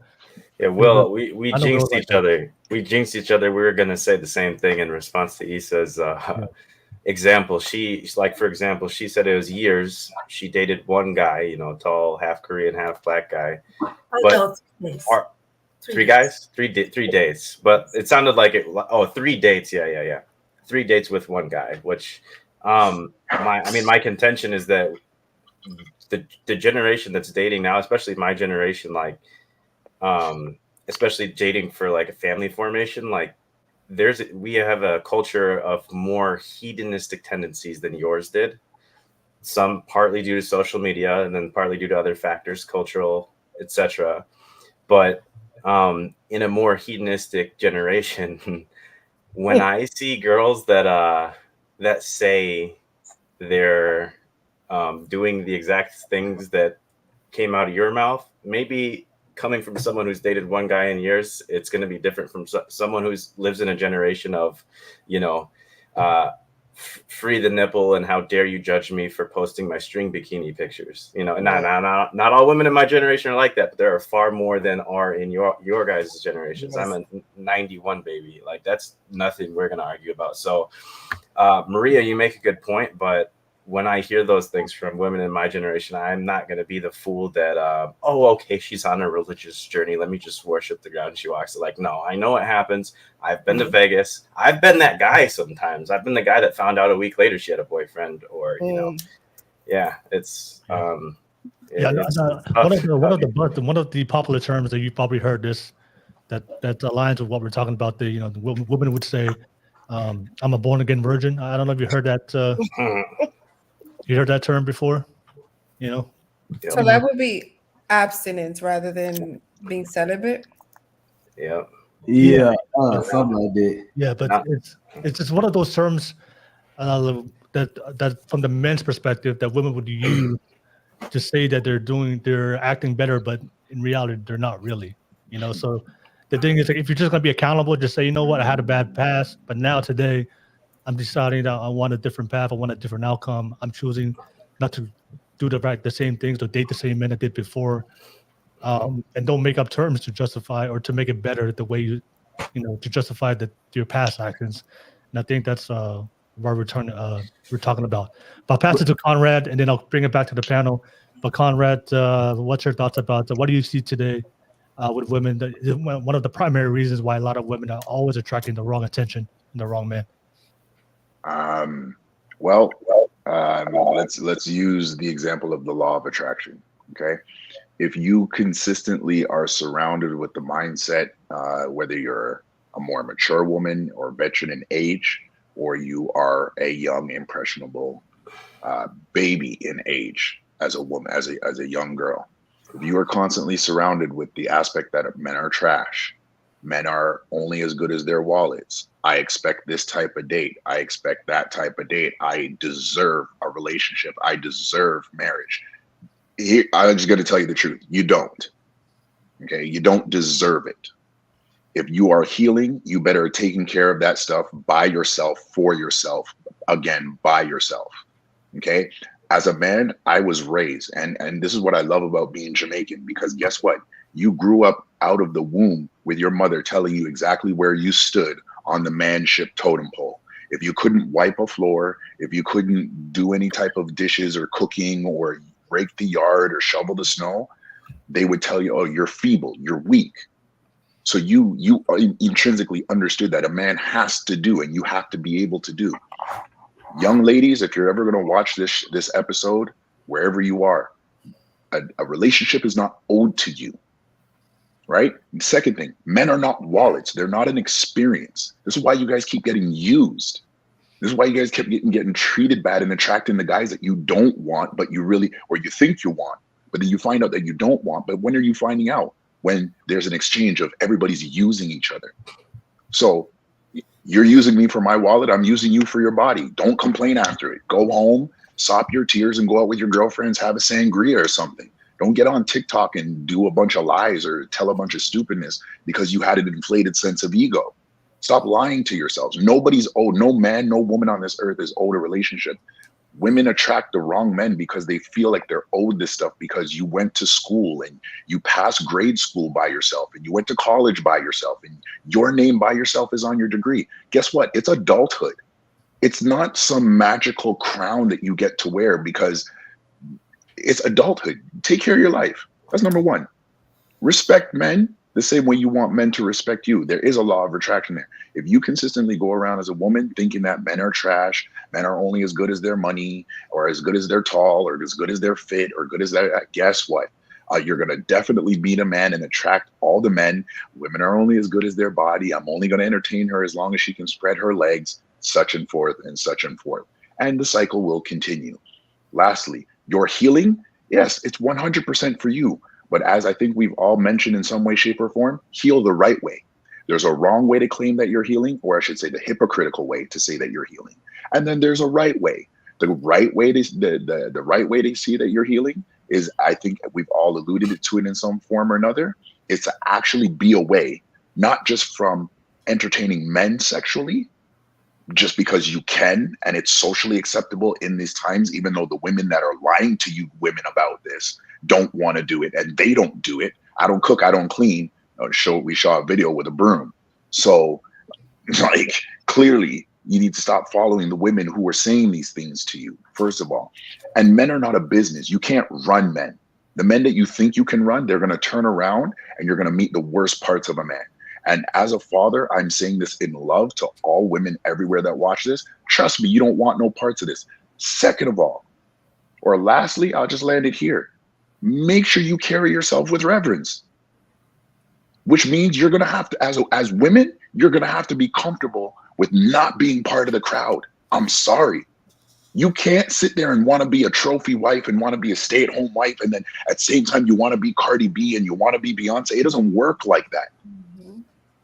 Straight goods. You can't be a stripper and be and be a CEO at the same time.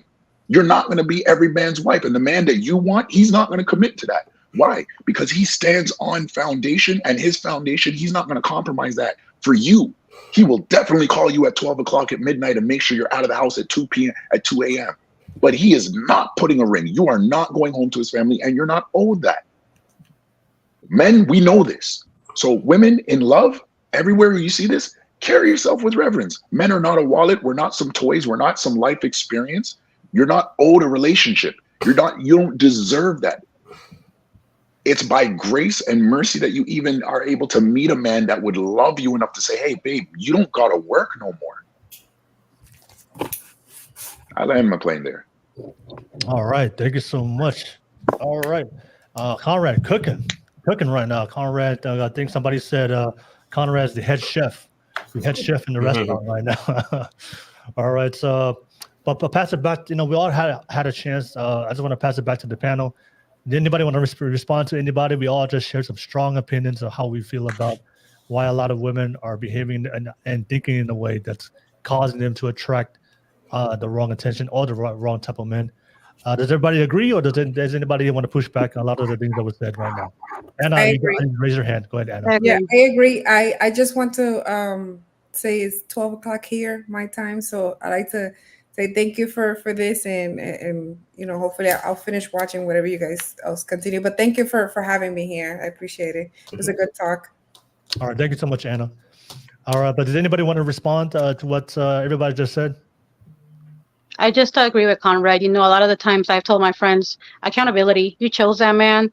you are living this way, you're choosing to do these things, you have this, you're putting yourself out there, and life's about choices. So take accountability, own up to it. If you pick the same baby daddy, a lot of women complain about the baby daddy, they're oh, he did, and they go ahead and pick the second one that's just like the first one. Accountability. Stop blaming man for your decisions. Stop blaming man for your choices. So I agree with Conrad. Okay. All right. Thank you so much, B. Lynn, Issa, Maria. No, I mean, it makes sense. Like, if you continue to have the exact same relationship, just different people, the only common denominator is yourself. So understanding that and working towards bridging that identity gap issue that you probably have would definitely help out a lot. Okay. All right. Thank you so much, Lynn. I want to bring up a couple of the things that you guys all mentioned as you guys answer that question. I just want to bring up a lot of the things that I always get a lot of pushback from women. I think one thing that was understood that you guys all shared that, if you want to be, I think Conrad and also Devil said, it's all about law of attraction. If you want to attract quality, you have to become quality. If you want to attract a respectable man, then as a woman, you must make sure that you are conducting yourself in a way that is respectable, especially to the men that you want to attract. So one of the things that we do see today, and we're all in modern society in 2024, posting provocative pictures, posting your body, revealing your body parts, that's considered normal today. And that's normal right now, especially with the more younger the generation is. Women are sexualizing themselves. So one of the more progressive ideas that I do hear from a lot of women pushing back against the very traditional ideas that I have when it comes to women, to make sure that you dress in a way to be respectable to your men. Because this is one thing that I always have to share to women that they may not understand, that, when it comes to a lot of the good men, the men that you would want, one of the things that comes to the process in our minds when we choose women is you have to be an extension of me and you have to be an extension of my values, right? So if you want a good man, if you want a respectable husband, that man is, like we talked about before with Conrad and Devil and Big Dog, men, we have values and standards, especially if you want a leader. If you want a follower that just acquiesces and just adjusts, has no foundation, to whatever society, wherever the wind blows, you just follow. But if you want a good man that stands on something, the term that we always hear, to stand on business, right? We all hear that term. If you want a man that stands on business, that this man is going to look for a woman that is an extension of him. And if you're not an extension of him, that means you're disrespecting him. And there's so many times I see a lot of women that they openly disrespect their men, whether intentionally or unintentionally, based on how they conduct themselves. And their man is right there, right next to him on the video, right? But that's also a reflection of him as a man, of what he stands for. But we talked about the sexual liberation, right? There's a lot of women saying that if a man even suggests to you to cover up your body, there's a lot of women with the ideology just saying that's oppressive, that's oppression. For me to tell you, hey, to be more modest in the way you dress, for a lot of women that say that's misogynistic, that's oppression, that's controlling. You're trying to take back things to the Stone Ages where women didn't have no rights and privileges. That's usually the argument I do hear from a lot of women saying, right? So I just want to pass it back to the girls, to the ladies. What do you think when it comes? What's your thought process? Because you guys, some of you guys are already married, have a good man, but I know Issa and Lynn, if you want to attract a husband, if you want to attract a man that stands on strong morals and values, do you as a woman have to consider the way you dress? And is it oppressive? Is it controlling? If a man that you would want to be with long term suggested that that's one of his boundaries, that's just something that he wants you to do as a woman. I just want to bring that, because that's something that I do see online that's constantly being debated online with women. And that's also one of the things I do see. As much as women want to debate it, especially the more progressive modern women, but they don't understand that's one of the main reasons. You can go out there and post your body and post all your body parts and sexualize yourself. That's fine. We live in a free world. You're an adult. But at the end of the day, that is going to be one of the main reasons why a lot of women today are not going to attract good men, but also men that have any self-respect for themselves. So what's your thoughts, ladies, on if men telling women you need to cover up, especially when it comes to a relationship or marriage, Is it oppressive? Is it controlling for men to tell their women, say, you need to be more modest in the way you dress to make sure you represent me and the family? Or do you think that's a healthy way? Do you think that's a healthy way, or do you respect that if a man tells you, or do you just think that it's opposite? I just want to hear what you guys think. I'll start with you, Lynn. What do you think about that when it comes to men wanting their women to be modest and to be more conservative, to cover up, especially if he's going to make you his wife? Do you think that's insecurity? Do you think that's oppressive? Or do you think that's controlling? What do you think, Lynn? So for me, I always operate on seek first to understand, then be understood. Yeah. So if I have a man that's talking to me and that's what his boundary is, which I've never had that conversation. I'd never had to have that. But I want to understand where he's coming from, why he wants that, and just, everything in a relationship is all about, give and take and understanding what battles you want to fight and which ones you don't. And me personally, like if my man wants me to put on a t-shirt and pants, like, okay, whatever, like it doesn't matter to me because it doesn't matter at the end of the day. In the grand scheme of things in a relationship, what you wear shouldn't matter. But if their boundary is set, don't push back and disrespect their boundaries because you're just opening up that door for them to walk all over your boundaries. Okay. All right. Thank you for sharing that, Lynn. I'll pass it to you, Issa. Issa, what are your thoughts on that? Go ahead.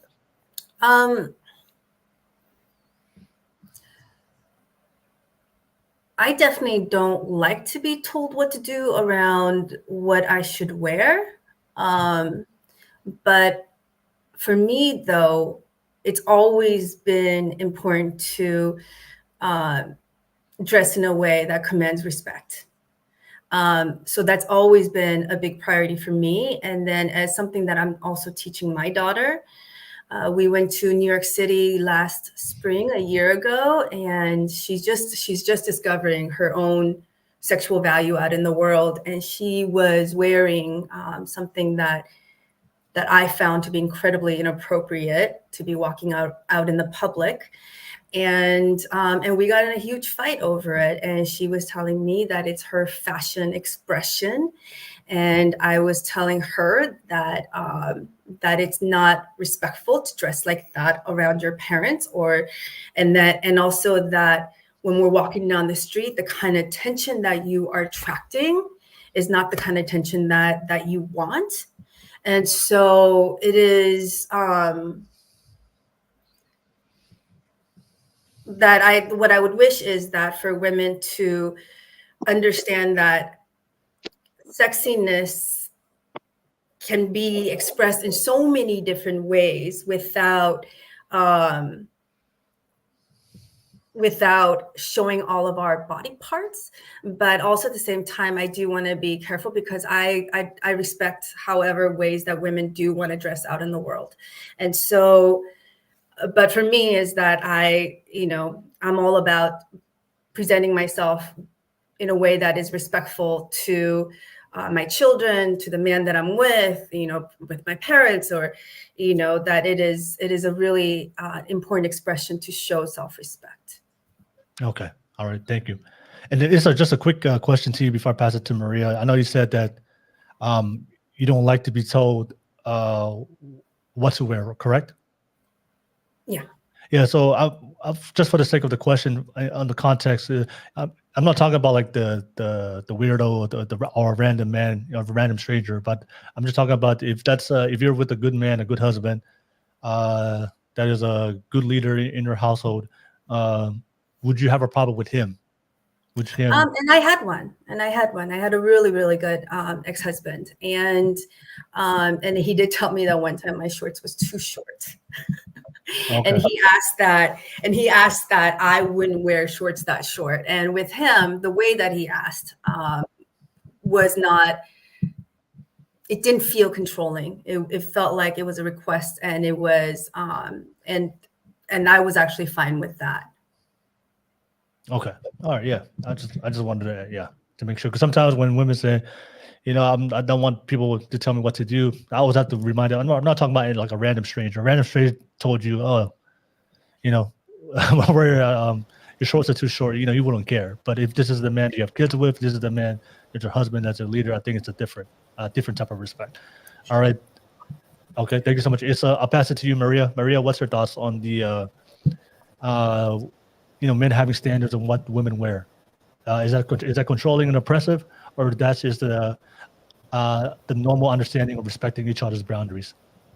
Yeah, I mean, if that's somebody who you're vibing with, that you see as a potential husband and so forth, that's part of it. That's part of the package. That's part of the deal.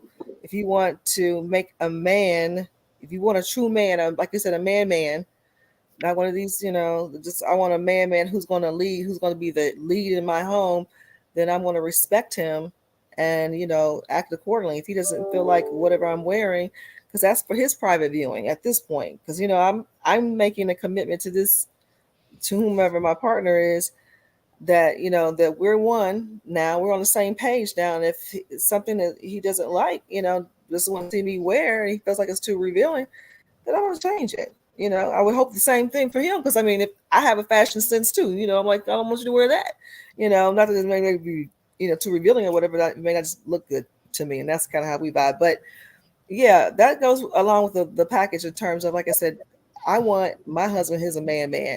He, at the end of the day, I may have my piece to say or whatever, but I chose this man to be my head. I remember my grandmother gave me a very important piece of advice, which kept me from getting married for a very long time. I didn't get married the first time until I was 28 years old. But she told me, anything that you see in someone you're potentially dating as far as a mate, if you don't like if you don't like something in that person, plan on it getting worse.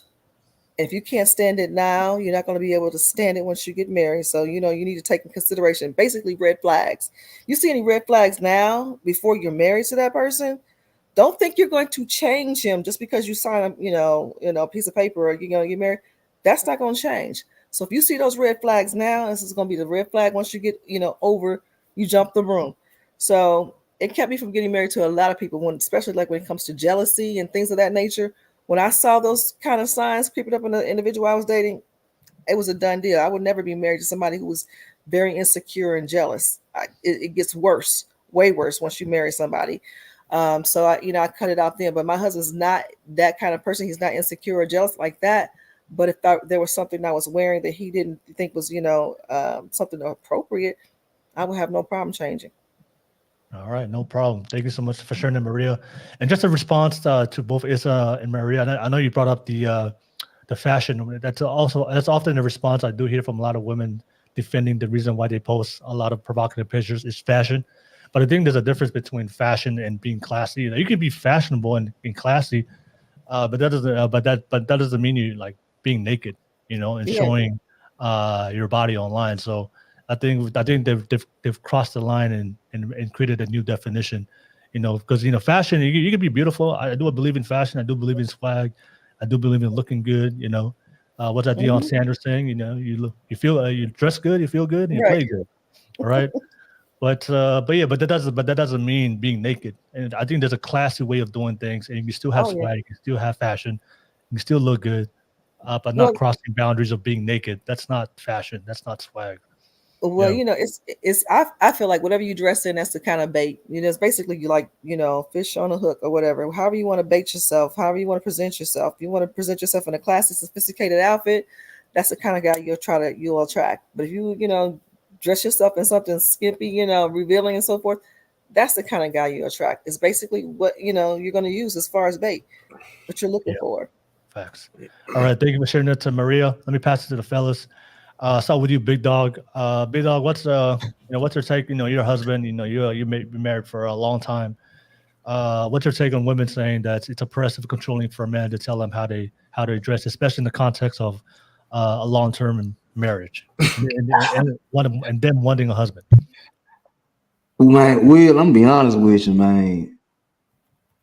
You hear a lot of dudes telling women to cover up, but 8 out of 10 men don't really care. They looking, and that's ranging from the Pookies and the Ray Rays to the high value men. They looking. They don't really care about a woman covering up. It sounds good it sounds good on the outside. It sounds good talking to other men to say, yeah, I want my woman to cover up and all this right here. But behind closed doors, they in them same women DMs trying to get up with them. We got a situation right now, and I know everybody. We got a situation right now where a so-called high value man got an IG model pregnant. And this guy is telling other guys not to deal with him, and he got maybe 5 pregnant right now. Conrad, I think this is gonna be more of a debate than a 1, 2, 3 take your turn kind of thing. But I'm just being honest. I mean, 80% of men, they'll tell you cover up, they'll tell women to cover up. I agree. But they in their DMs trying to get over with them, so it really don't matter if they cover up or not. If you gonna chase them, you gonna hunt them down. You're gonna chase them and hunt them down. You just want to make it sound good around other so-called high value men. I would never date that type of woman, but you in her DM begging to take out. Can I ask a clarifying question to Big Dog? It's still your turn. Like, I just want to ask a clarifying question because my perception of a high value man would be most men. We'll take Idris Elba, for example. Like, most men, even the classy ones, have had a phase where, because of their level of success, if they wanted sex, they got it. So a lot of successful high value men got sex when they wanted it. Would guys like Idris Elba be okay with their wife dressing in a way that the IG models they might fuck for fun dress? Because in my opinion is hell no. Okay. They know what the IG models are for, and they know how to respond when the IG models, so what are we, and press for a ring. But my line I draw is like, these men know where to draw. And if you don't know where to draw the line, you're not a high value man, in my opinion. If you're wife in those low value. Now, this what I would say about that right here. I agree with you. Is that a high value man know a woman that's strictly for sex and a woman that's wifey material. But at the same time, this high value man will get this woman that's wifey material and dress her up like a sex doll out in public and then in business meetings, everything. She's on his arm looking like Marilyn Monroe. I think that you're right in celebrities instances, but in the high value men that I'm around are not people you'd see on magazines. They're at okay, so I work in IT at Wells Fargo. Like, if we have a company event, that's very different than how do you want to look when the paparazzi takes a picture of you?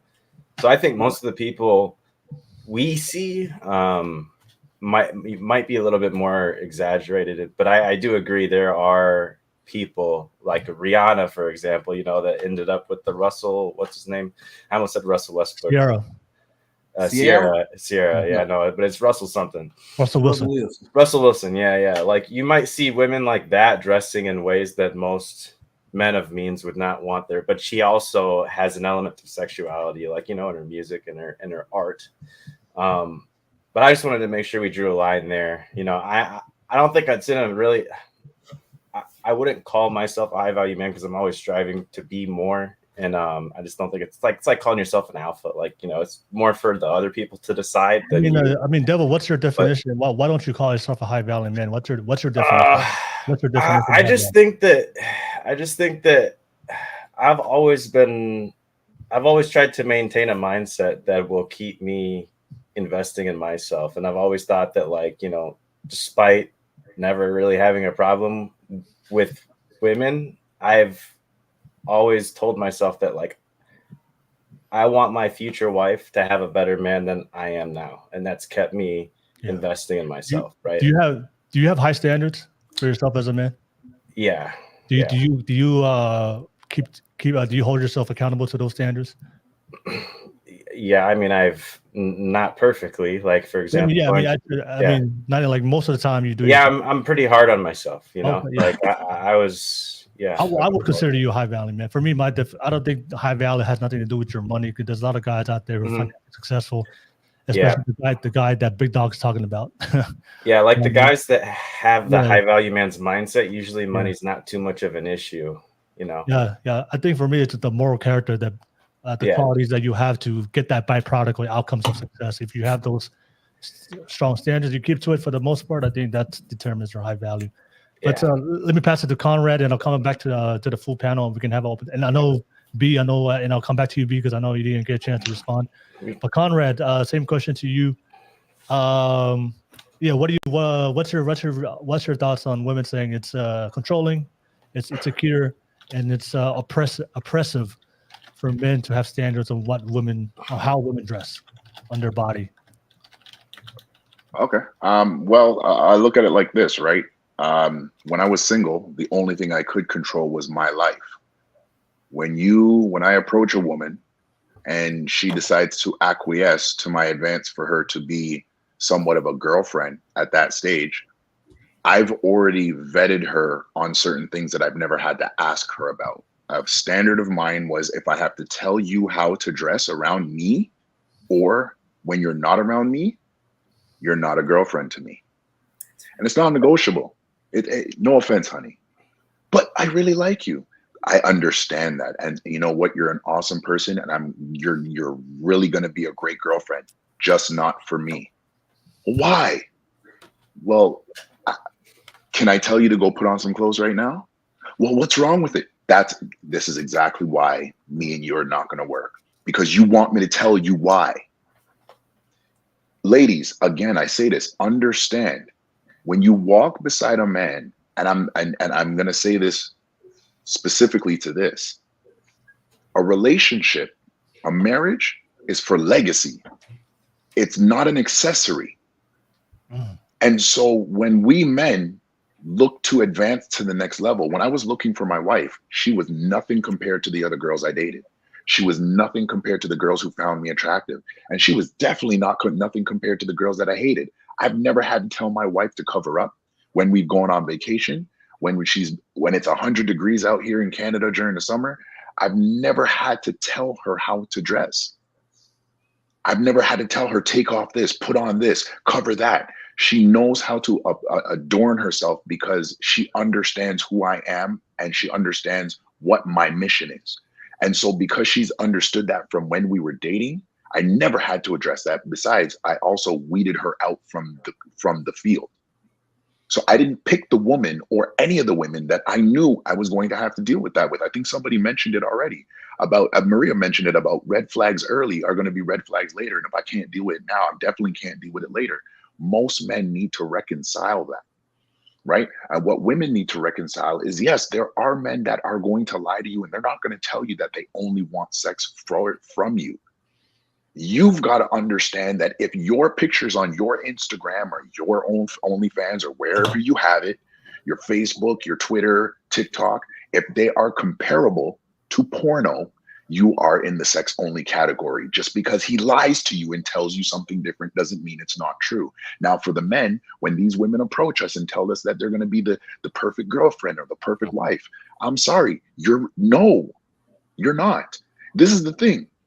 I solemnly believe that we men control this. So I'm not going to talk to you in a relationship about how you should dress and how you should go out. We're not having that argument. You're not a child. You're a grown adult, and you should act as a grown adult. Now, if you think you're so liberated in this generation that you can just do whatever you want, cool, do whatever you want. Just don't do whatever you want around me. There's rules and regulations over here. It's like going through the airport. It's just certain things are the way they are. Whether you like it or not, it doesn't matter. And so I think men need to take this approach when it concerns their life, because your dating life that should lead to your long-term relationship life, that should lead to marriage or some type of foundational relationship that is able to enhance your legacy, which thus adds value to you, that should be looked at as something that is again, has a certain level of reverence. Women, you guys are not kids, and you know this because you go out and tackle the world every day.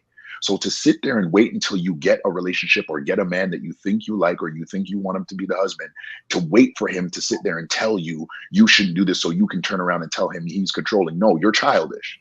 And you were looking for an argument.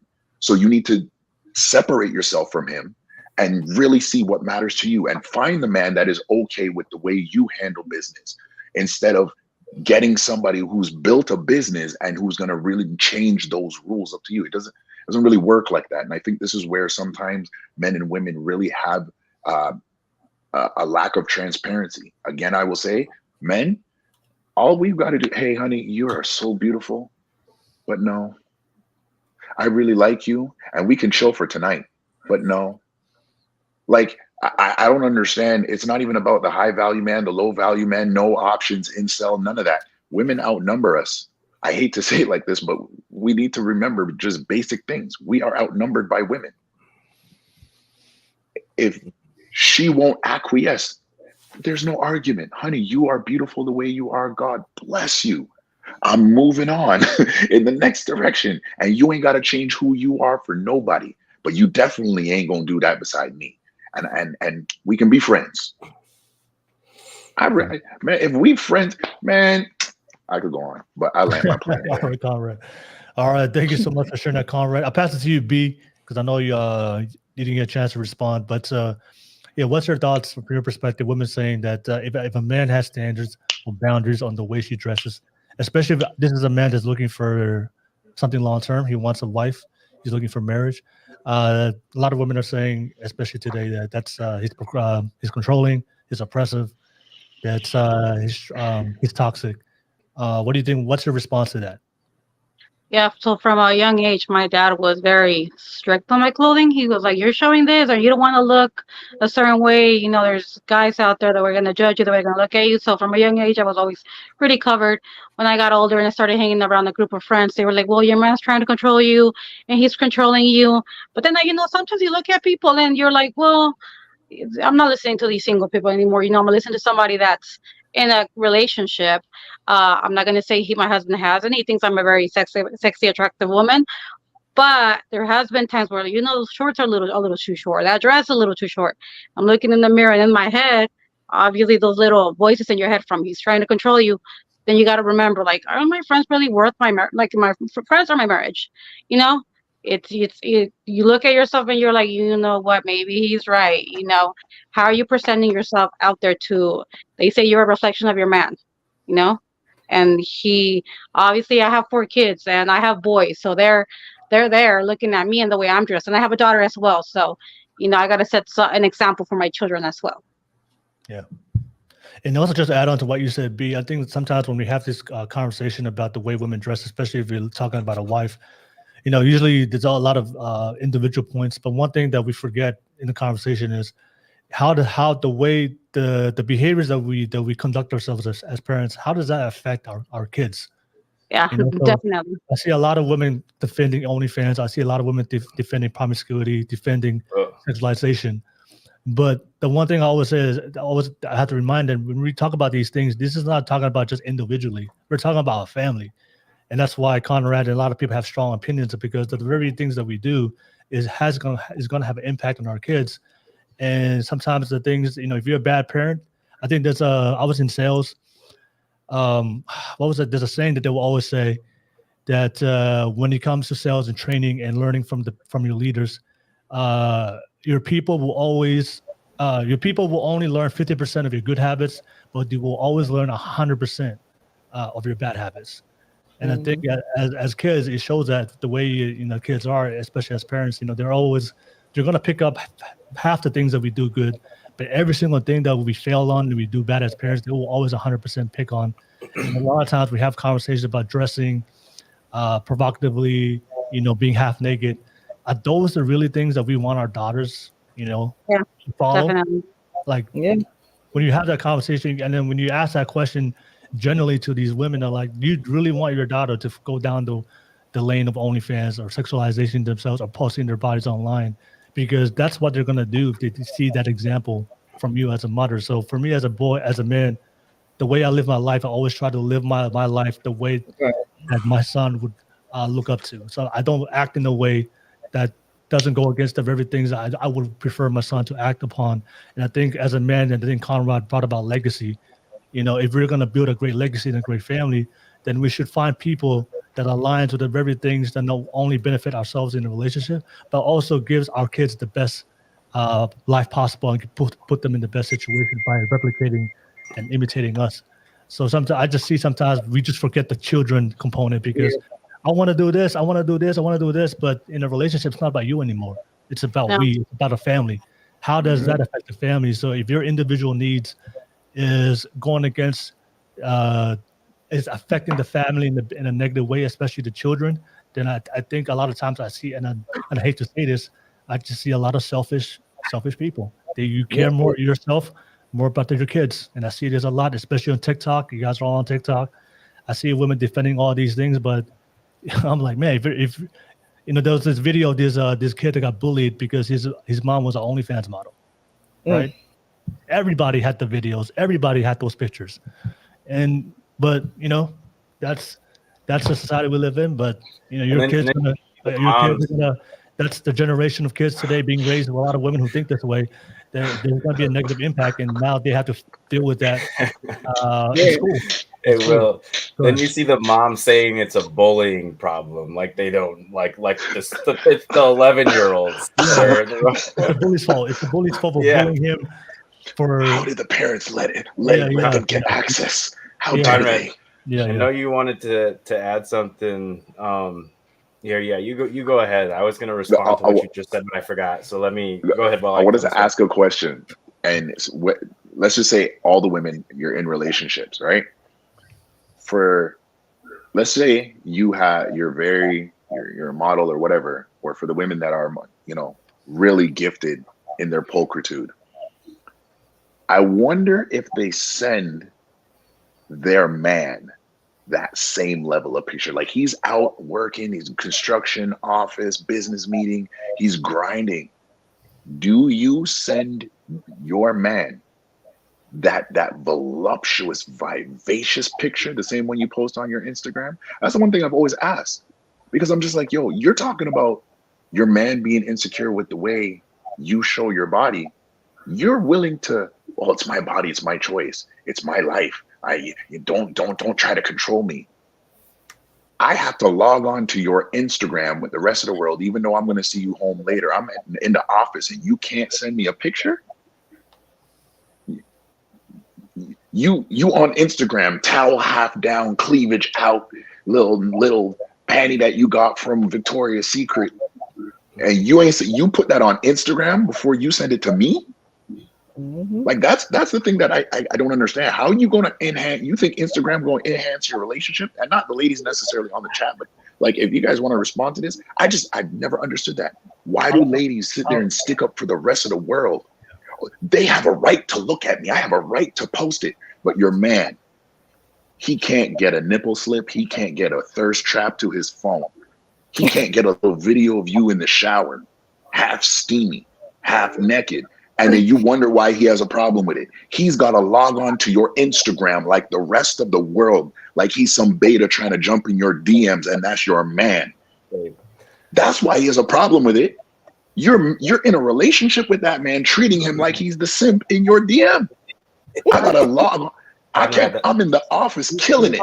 Let me get the ladies' response to that. But real quick, I just want to say, you know, one of the weirdest things I see from a lot of guys. A guy will have a girl. A guy, there'll be two guys, right? And let me just put B on mute. Okay. No, the one, just to go off what Conrad said. I've seen this so many times with the guy friends, where one of your friends will come up to you, man, did you see you saw your girl on Instagram? He hasn't seen it. Everybody else has seen it except him. And for me, that is weird. That is weird. It's like, man, yeah, you see that picture of that video your girl dropped, or your wife dropped, and the guy's like, no, I haven't seen it. Oh man, you should check it out. B, man. I didn't know your wife was that this could be a question for the next show. But let me just get we have to conclude the pod. Let me just get the girls' response, and then I'll come back to you, fellas. What do you want to add to it, and we'll conclude with that. But ladies, what do you think about that? Girls, that's the one thing I always tell girls. If you're always if you're always insecure about your body, I think that's the worst thing to do is to post your pictures online. Why don't you? I think for me personally, I think one of the responsibilities as a man is to make sure that your woman feels comfortable in her body. That's something that you have to do as a man, to make sure that she feels loved and feel appreciated. I always find it weird where girls talk about insecurity, but they'll post their bodies for everybody to judge. online, but you wouldn't post that to your husband to appreciate, to make you feel confident in your own body. I think that's what a good man does. But ladies, what's your response to that? Lynn, I'll start with you. Yeah, I mean, I think it's funny because I modeled for 17 years. Yeah. So, and the types of modeling that I did, it ranged from like fully covered to partially covered. And I always sent better pictures to my man than any picture I took for Instagram or for any calendar, anything at all. So Okay. he gets the better version for sure. All right. Facts. All right. Thank you, Lynn. All right. You definitely appreciate that. Bet you. I'll pass it to you, B. What do you think? I gotta just say my thing before I leave. I have to, be a mom and go take care of my babies. But yeah, I think a lot of women just do it for attention. They want everyone's attention. They want to show themselves and hype themselves up, so that way they can prove to themselves that they can have options from other men, not just their man. Validation, as they just want to be validated. That's just what women do. Yeah. And I gotta go because I have kids. So. All right. Thank you so much, B. All right. Thank you so much. Have fun, everyone. Take care. You Bye. I'll pass it to you, Issa. Issa, what's your thoughts on that? I'm with Lynn. I'm in it, like in my closet. I've got like a stash of very slutty dresses that are for private time and not for others. And it's fun. It's fun. But I wanted to add to just our previous conversation that my son, he would always tell me before his friends would come over, Mom, can you please put a bra on? So I have a son that was constantly letting me know that I needed, that he did not want his friends looking at me in a certain way. So he's asked me that more than once. That like soon as, especially around, like I would wear a tank top around the house, and he's like, Mom, I can see your nipples. Can you please put a bra on? Yeah. Okay. All right. Thank you for sharing that, Issa. All right. And I'll pass it to you, Maria. What do you think? So quick question. When they post these pictures, I assume they get likes, or I don't know how it works. Is it monetized when they do this? No. 90% of them not even making money off. They're doing it for free. They're doing it for free. Okay, Free. That's even worse. Okay, I thought maybe they were getting paid to do it, which would have made sense, but no, that's totally unacceptable. Just totally unacceptable. I don't know. Like I said, I'm supposed to stay in my lane, which is, the Gen Xer lane, and this stuff didn't exist when I was coming up. So I can't even relate. It just doesn't make sense. Any good pictures, that I would have had, I would have gave it to my husband, my man, my boyfriend, long before I would give it to anybody else. So yeah, that's crazy. Yeah. And what's funny is, I was thinking about when you said, somebody posted something. I saw an episode or excerpt of an episode of the Kardashians, where apparently, I guess Kim Kardashian's son found out. Yep. Yeah. He found the sex tape. Oh no! Yeah, that was. I gotta go.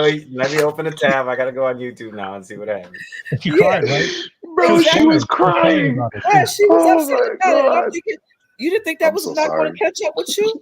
You didn't think that all this trash that you were doing before that was ever going to make it to your kids? When you said, like you said, you don't care about what the kids think or whatever. You didn't think all that your past was not going, especially as public as your life is. You don't think that somebody was going to show or some way they were going to find out about what you did? That's crazy. That's why people like her to be rejected. I know. All right. Thank you. Yeah, thank you for sharing that, Maria. But I'll just pass to the fellas. What's your final thoughts, and then we'll conclude. Big Dog, what's your thoughts on that? Add on to that conversation. Yep. Man, what's so funny is like how Conrad described it. I'm working hard all day, and you can't send me a picture. Mm-hmm. Man, it was females at my job that would send me the naked pictures before they sent their boyfriend. Just because of some stuff, just like what Conrad said, he don't want you to do that. They would tell me their boyfriend don't want them to put pictures on Instagram, and they'll send me the naked pictures. Just because their boyfriend said they couldn't show any type of pictures on Instagram. So that's why I said, just let them do what they're gonna do. It'll be all right. Because dudes like me, because dudes like me, while you sitting up there telling her what to put on, she's showing me what she look like naked. Big dog, you know why they showed it to you, right? Why? Tell me Their why. boyfriend ain't that dude. Exactly. He's a placeholder. He ain't that dude. He ain't that dude. Placeholder, exactly. Exactly. He has a warming pot. Yeah. All right. And then Devil, anyone want to add on? I was just gonna add earlier, we were talking about family formation, and I wanted to make a point about the slippery slope we're on right now, because I want the ladies to think about a type of man that will hear from a woman, oh, like as soon as he makes his first ever comment to her about what she's wearing, and she spouts something that she heard from her friends, oh, you're just trying to control me, that's patriarchal culture. Think about the difference between the men that respond like, oh, you know what, I haven't taken that class before, gender studies, or like, oh, I'm sorry, I didn't mean to be controlling, I know you said I had that problem, and then compare them to the type of men like Conrad. And because where our country's going right now is as if a bunch of the first type of men run their country. That's how they want us to act. That's how like, you know, the algorithms boosting the type of activity to shame men into just being a sheep, submissive, subservience. And then whether it's condoning OnlyFans, condoning promiscuity, saying that you're patriarchal if you can hold frame and have boundaries as a man, like they're just trying to get all the testosterone out of men so that they can be easily controlled. That's my opinion. Call it a conspiracy theory, but it's a pretty sad place that we're going to, because those kind of countries, you know, when they go to war, like because you saw China and Russia doing military drills together, right? If they decided to attack us, you would want to hope that enough Conrad type dudes come out of hiding for us to have a shot. Like, no offense, like not that you're, bro. You know, I'm a mercenary, man. The minute they hear war, I'll be like, babe, just go hide in the bunker. I'll be back in 6 months. Go take out a whole country. Come back with 50 heads on a chain. I'm good, bro. You're gonna have guys that are asking, well, can what about my estrogen I'm taking? Can I bring that with, like, Jesus fucking Christ, dude, we're so screwed if it keeps going the way it's going. But yeah, that was a funny note. All right. Yeah, and I don't know what Conrad said. I'm definitely taking all those pics with me to war. I'm like, yeah, I mean, put up an ad the last day on Instagram. If you are feeling oppressed, I want to support you. Send me all your pictures over here. I accept email, PDF, PNG, JPEG, HTML. I got a decoder in my back pocket. I got the Google glasses on. I can run into the infantry and just woo. The other half of men start identifying as women, so they don't have to stop draft this. Yeah. Stop this. All right. But Conrad, yeah, what's your final thoughts, and then we'll end it. Go ahead. Honestly, final thoughts. I think these, conversations they definitely need to continue to happen more. Is it Will or Kava? Oh, Will. Okay, Will. Honestly, I'm grateful to, kind of be up here with gentlemen on the panel. Honestly, it was a real blessing to be with here. Ladies, grateful to be in your presence on this panel tonight. You guys are awesome. And I'm hoping that we can do this again. I already subscribed and hit the notification bell for all my alerts. So I'll be definitely watching and paying attention. But, when it comes to this, for the women that are watching that are not on the panel, and they're going to be in the viewership when you see this post, wherever you are when you see this post, carry yourself with reverence. It's not outdated. You if you want to be the in thing, you got to be the out thing to be the in thing. It's the only way you're going to win. You can't win as a woman being part of the crowd. You want to be a boss babe, be the boss babe who leads the crowd, but you can't be in the midst of the crowd. If you feel what I'm saying. And truthfully and transparently, I'll end it here. Respect men. Not all men are toxic. Not all men are out here to beat you and control you. Most of us don't even know how to spell patriarchy, much less care what it really does, because we don't see it existing for us in our society. So can we cool on that? We just want you to be peaceful. The way we see you as these real queens. Men love women. I don't care what social media tells you. We respect women. Yeah. All right. Hey, Conrad, thank you for jumping on for tonight as a guest. And you're always welcome, brother. You're always welcome. Oh, Definitely would like to see you next time. It's always, Oh. always like to invite people to come on. But you were cooking tonight. You were cooking. So thank you so much, Conrad. But I want to shout out to the panel. Thank you so much. We have come to the end. All right. So we've come to the end. Thank you so much for everybody out there. I'm going to ask the panel real quick. Thank you for your time. I appreciate everybody in the live chat. I see Shaquille O'Neal. Balafessa. Hey, good to see you, Balafessa. Good to see you. Zamara. Hello. From Facebook, good to see you. I am Twan too. Good to see you. Somebody said they should make a whole show on Big Dog's single life. that's hilarious. Hey, Big Dog, that dude. Big Dog is definitely that guy. But final thoughts to the panel. I want to pass it back to you guys. What's your final thoughts for tonight's conversation, and how can they find you so that way they can support you on your platforms? And thank you for the ladies for jumping on tonight. Also, the ladies that did had to log off. Thank you for being part of the pod as well. If you happen to see this, I'll start with you, Issa. Issa, final thoughts, and what's your takeaway from tonight's conversation? How can they find you? I'm sorry, say that again. What's your final thoughts from tonight's conversation? What's your final takeaways, and how can they find you? What's your social media platforms? What's my final thought? Cultivate your a relationship to yourself. I think that's super important, whether you're a man or a woman. And you can find me on TikTok, Happily Solo Traveler. I am a full-time traveler, and Happily Solo Traveler 444. And and thank you for having me. All right. Thank you so much, Issa. Good to have you on all the way from Korea. Always good to have people from around the world. I pass it to you, Maria. Maria, final thoughts, and how can they find you, Maria? I think Conrad summed it up pretty well. Carry yourself, like you want, what you want to, attract. Basically, if you want a high value, so I hate using that word high value, man. But if you want somebody, a quality person, that's gonna respect you, respect yourself first, more than anything. But yeah, I really enjoyed being part of the panel tonight. Hope to do it again sometime. This was my first one, and it was really, fun doing this.